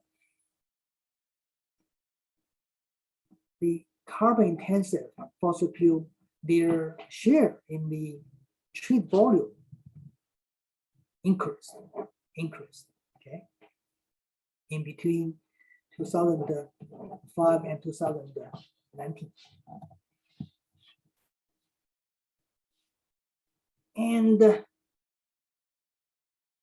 And more importantly is the average tariff applied on the carbon-intensive fossil fuel are lower than the tariff applied on the environmental goods. So that means the nations, they like the carbon-intensive fossil fuel much more than the environmental goods, okay? Well, this is very actually understandable that the carbon-intensive fossil fuels, such as coal, such as fuel, natural gas, they are essential to the economic development in this region. And we see also there's subsidies of the consumption of carbon-intensive fossil fuels in this region.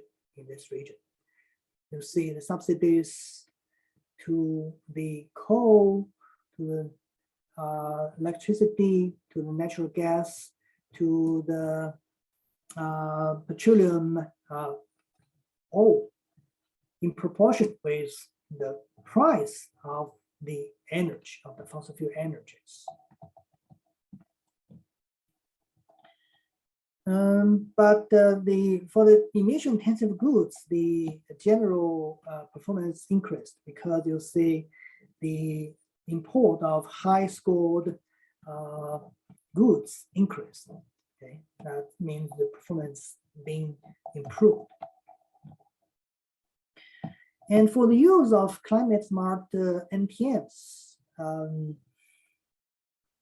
mean, when we talk about the non-tariff measures, we usually refers to those regulations, standards, or label countermeasures. For example, in Australia, the regulate that the emission standard from machinery and vehicles, and they require to apply the fuel consumption labels and energy consumption labels.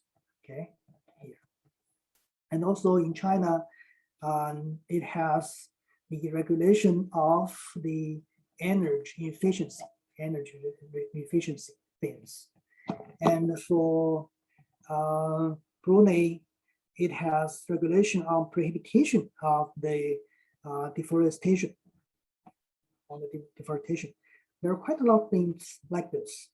And as we mentioned before, that the NTM is in general, in principle, against the WTO regulation on promoting the free trade.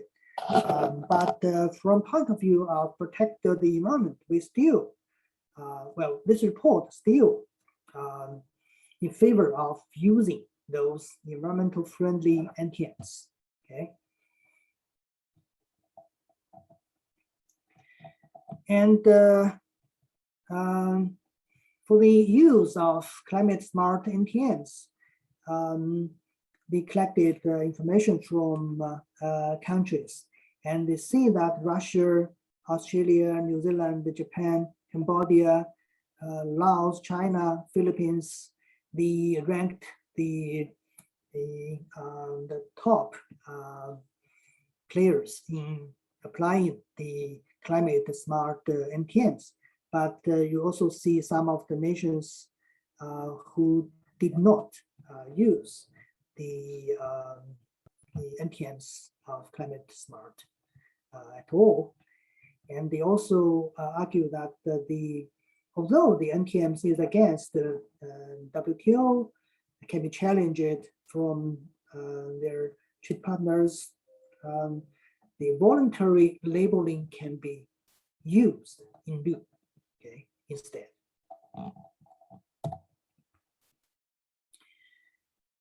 And we also collected the information from the economists about their climate smart investment environment.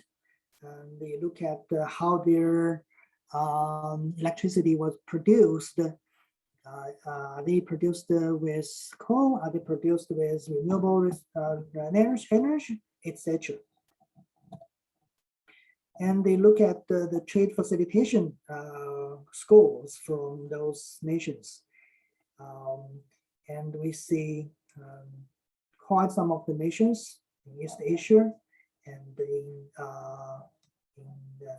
the Oceania, they have better performance in the trade facilitation performance. And they talk about the climate smart business and investment. And they argue that the priority sectors for climate smart business and investment are those in energy, industry, transportation, and construction.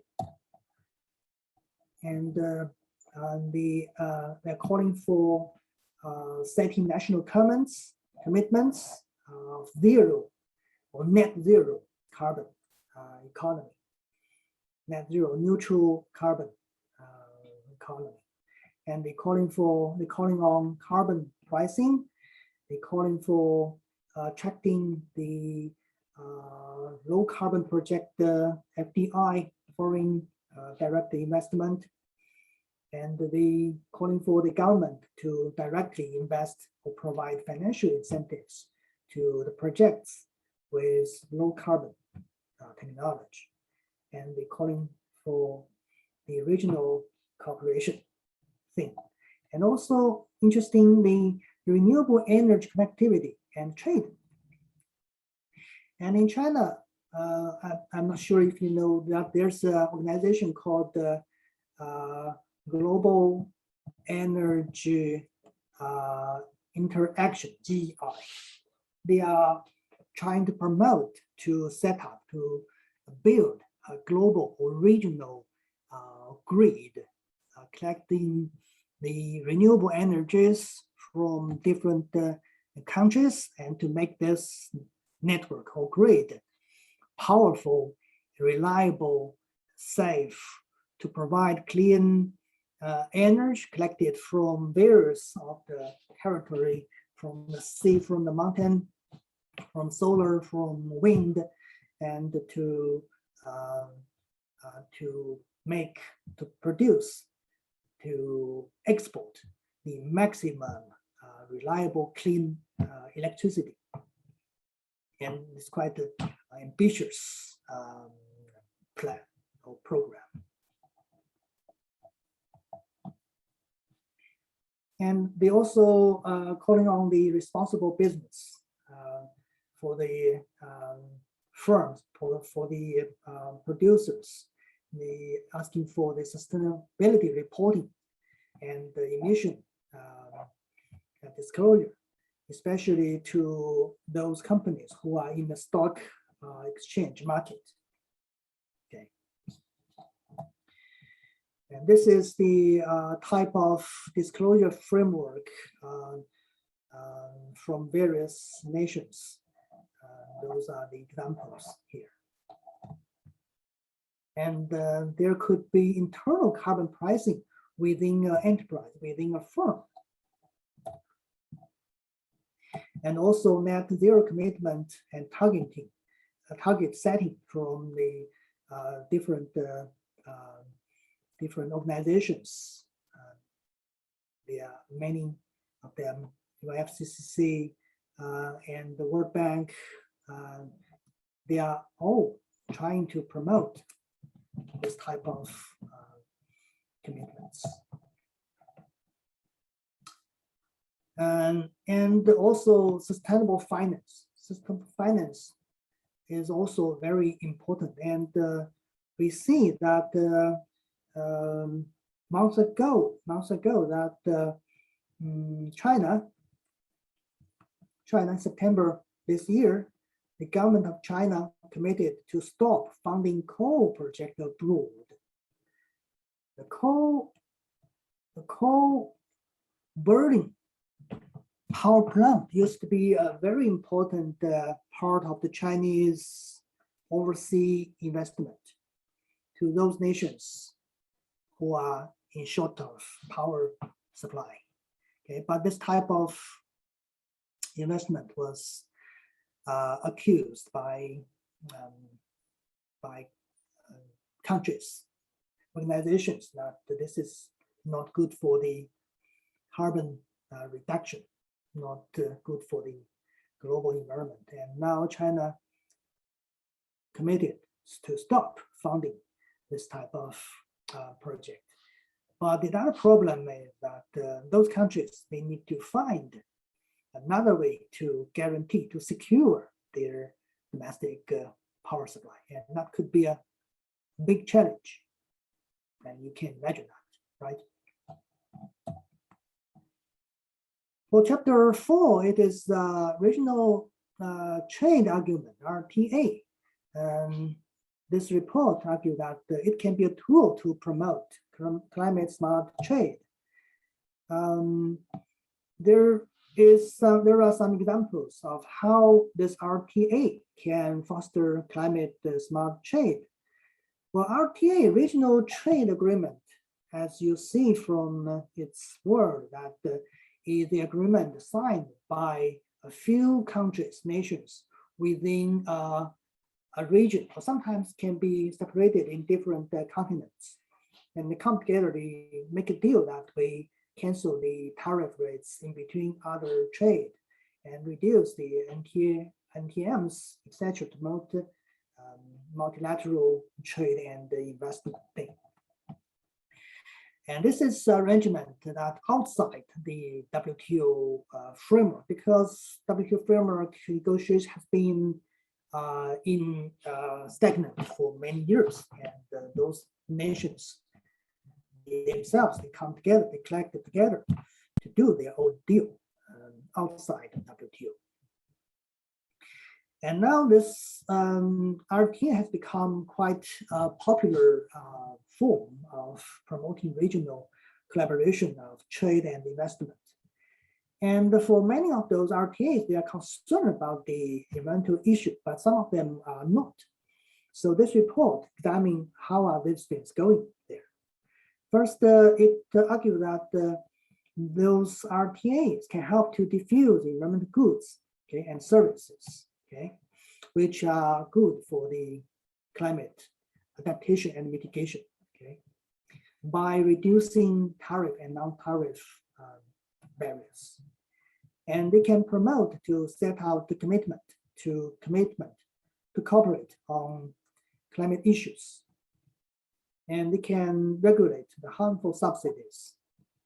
They can promote harmonized adaptation and application of international recognized climate standards. And they can require the rectification and the implementation of multilateral environmental agreements, and hold parties to account for their carbon neutrality commitments, and etc. And that's the number of the RTAs signed in recent years.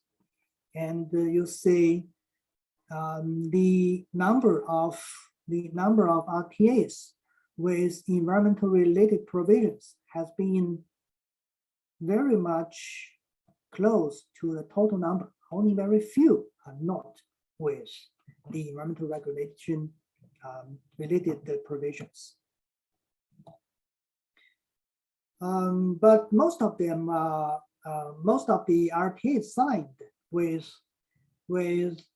climate related provisions are signed in recent years. Those yellow part of those total number of the RTAs. And the report listed gave an example of the RTAs signed within the region, okay? And they found that those RTAs mainly call for climate action, promote the environmental goods, services, and technologies. They checked those agreements in between Asia Pacific trade partners and the rest of the world. And they gave an example of how those RTAs regulate on the climate action topics. For example, the Chile-Indonesia RTA, they regulate that these areas of cooperation may include it, but not limited to climate change, biodiversity, and conservation of natural resources. But mainly they are quite in principle, but not very few has binding commitments. But that's enough already, really.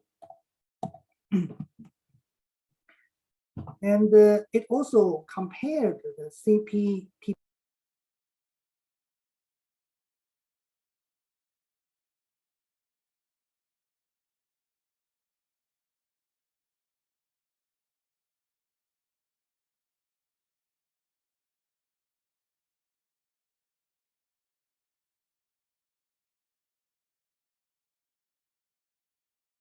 major and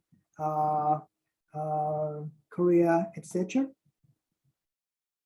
And for CPTPP, it has 11 partners, and quite some of them are in both RTA framework. And basically, CPTPP has much more progressive, much more regulation on the climate change issue.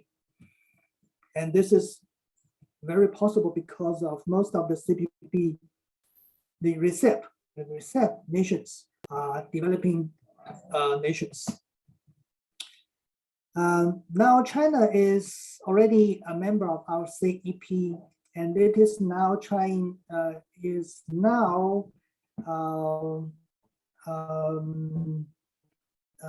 doing the possibility of joining CPTPP, which has a much higher environmental standard. So looking into the future, there could be some good example from ACCTS, which is plurilateral agreement on climate change, trade, and sustainability.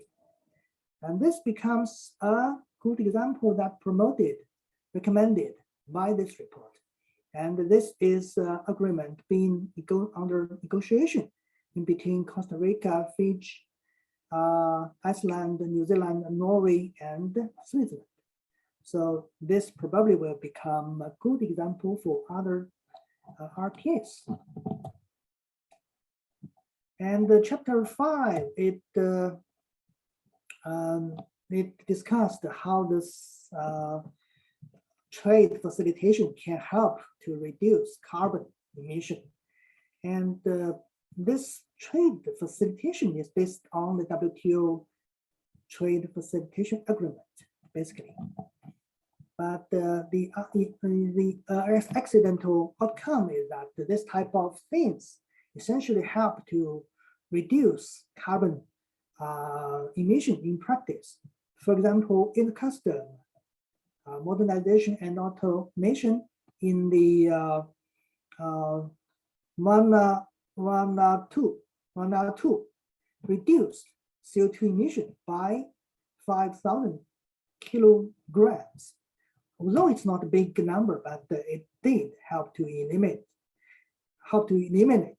the use of paper and reduce the carbon emission embodied.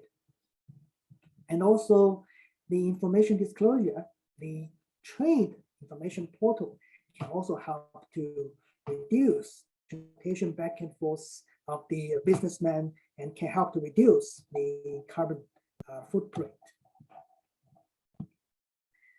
And also this report see the demand for international transportation is increasing, and it is calling for reduce the emission from transportation through digital solutions. For example, the just-in-time port arrival concept.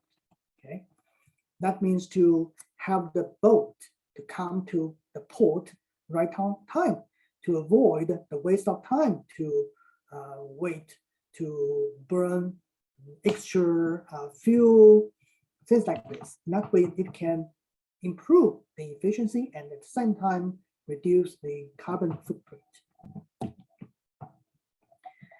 And the last item is to estimate the impact of the smart trade and the investment on the economy, on the welfare, and on the emission. The key policy it recommended is eliminating fossil fuel subsidy and the pricing carbon, including carbon tax and border tax adjustment. CBAM. You heard about that, I think, right? Carbon border adjustment mechanism to be adopted by the European Union. Okay, quite possibly to come to in 2 years. Okay, 2023.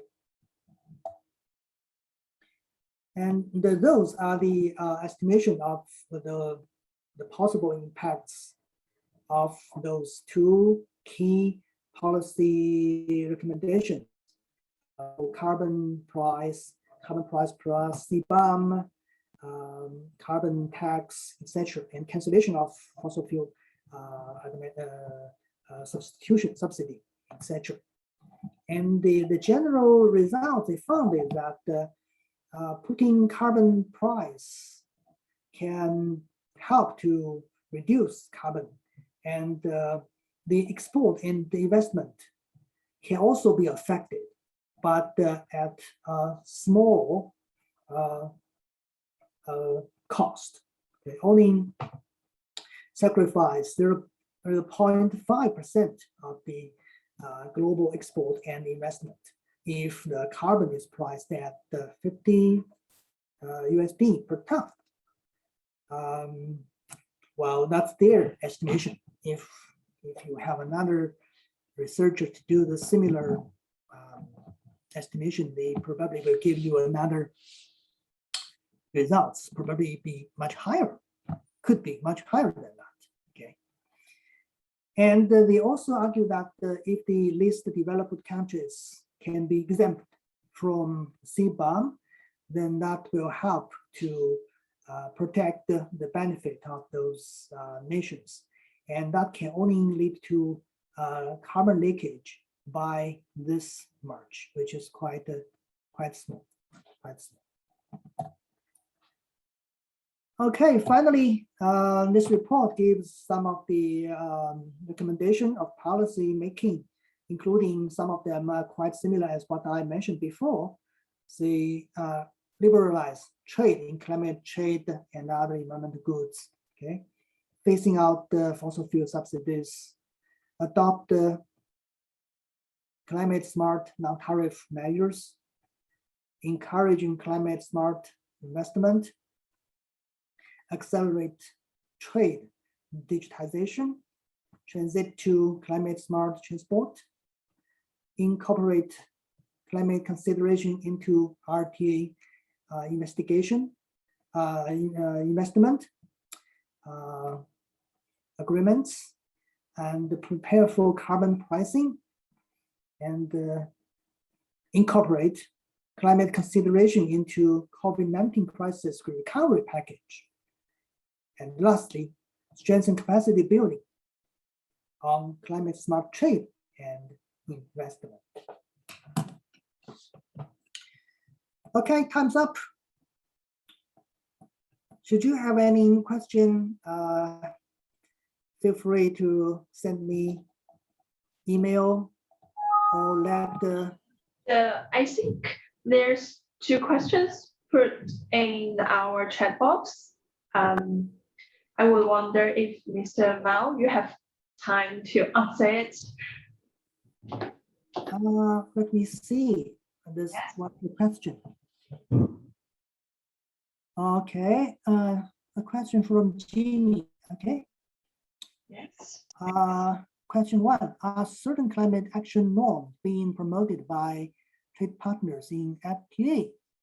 And if so, then who are the norm leaders? What is the motivating them? And to what extent are they? Can you see my screen? I should also let you guys see the question, right? I think all the participants can see the question in Sure. yes. Okay. To what extent are they extending their influence over other trade partners? Well, this is quite a difficult question. Yes. When you see climate action norms, I don't think there is very concrete climate action norms. As we just mentioned in the introduction to this report, that most of the agreements regulates this type of things in a principle or general way, but they cannot give you a very concrete norm. But if there is a leader to do this, well, normally when two nations come together to negotiate, there's always a partner who is proactive and the other one is less, right? So the proactive one becomes the leader for sure, okay? And so the way to extend their influence over other trade partners, my understanding is that through the negotiation. Because when China and Norway is talking about negotiating their bilateral FTA, the Norway negotiators, the Minister of Commerce, visited the Minister of Environment of China.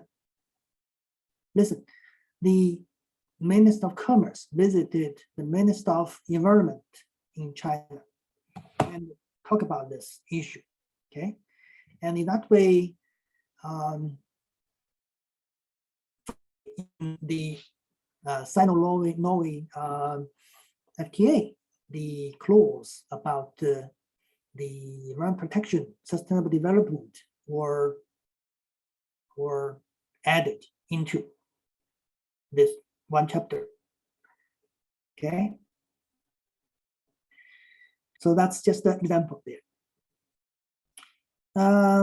Question 2, what about the non-members of the trade agreements? Do RTAs lead them to create their own trading blocks? And does that ever lead to trade conflict? I did not see that yet. I did not see that yet.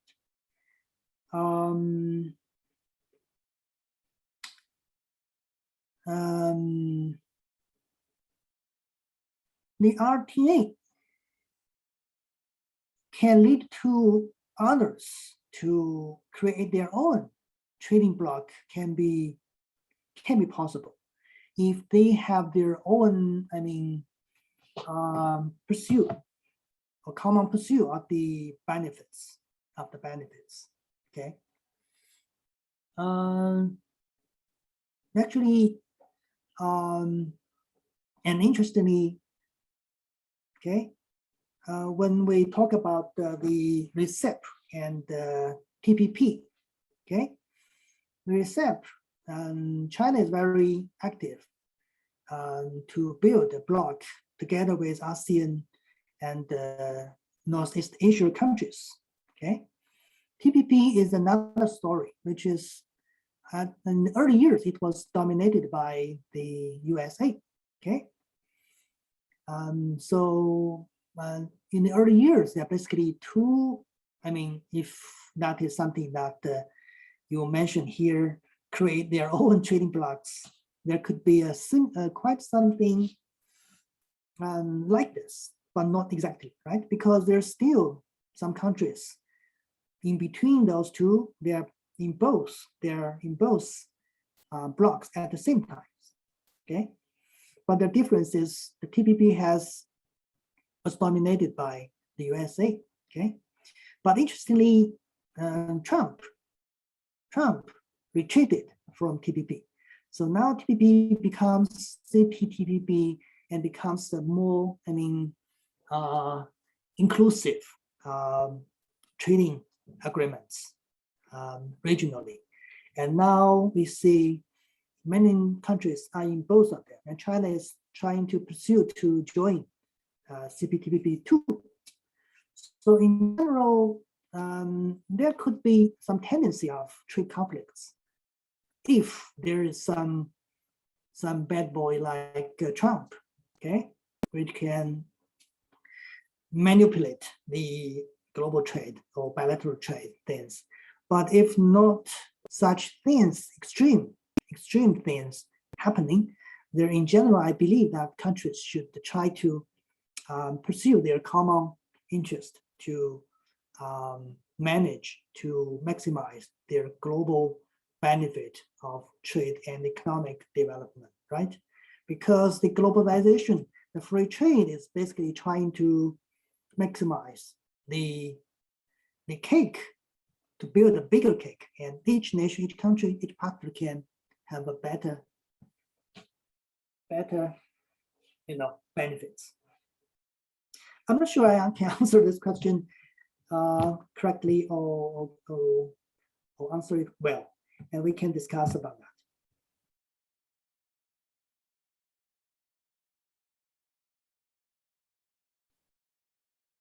Thank you, Jimmy.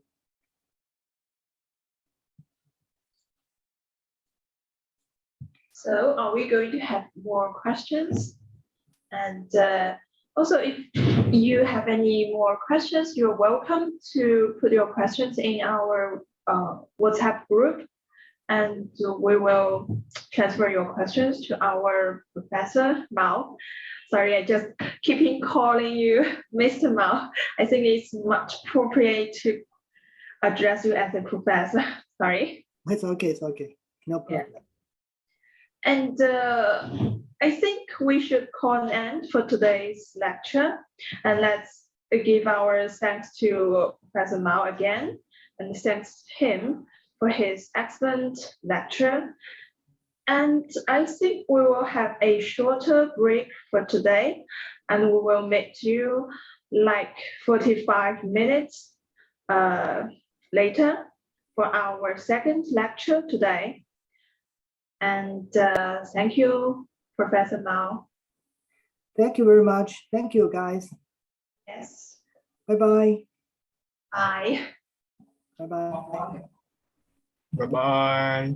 Goodbye. Goodbye. Goodbye. Goodbye. Thank you for the lecture.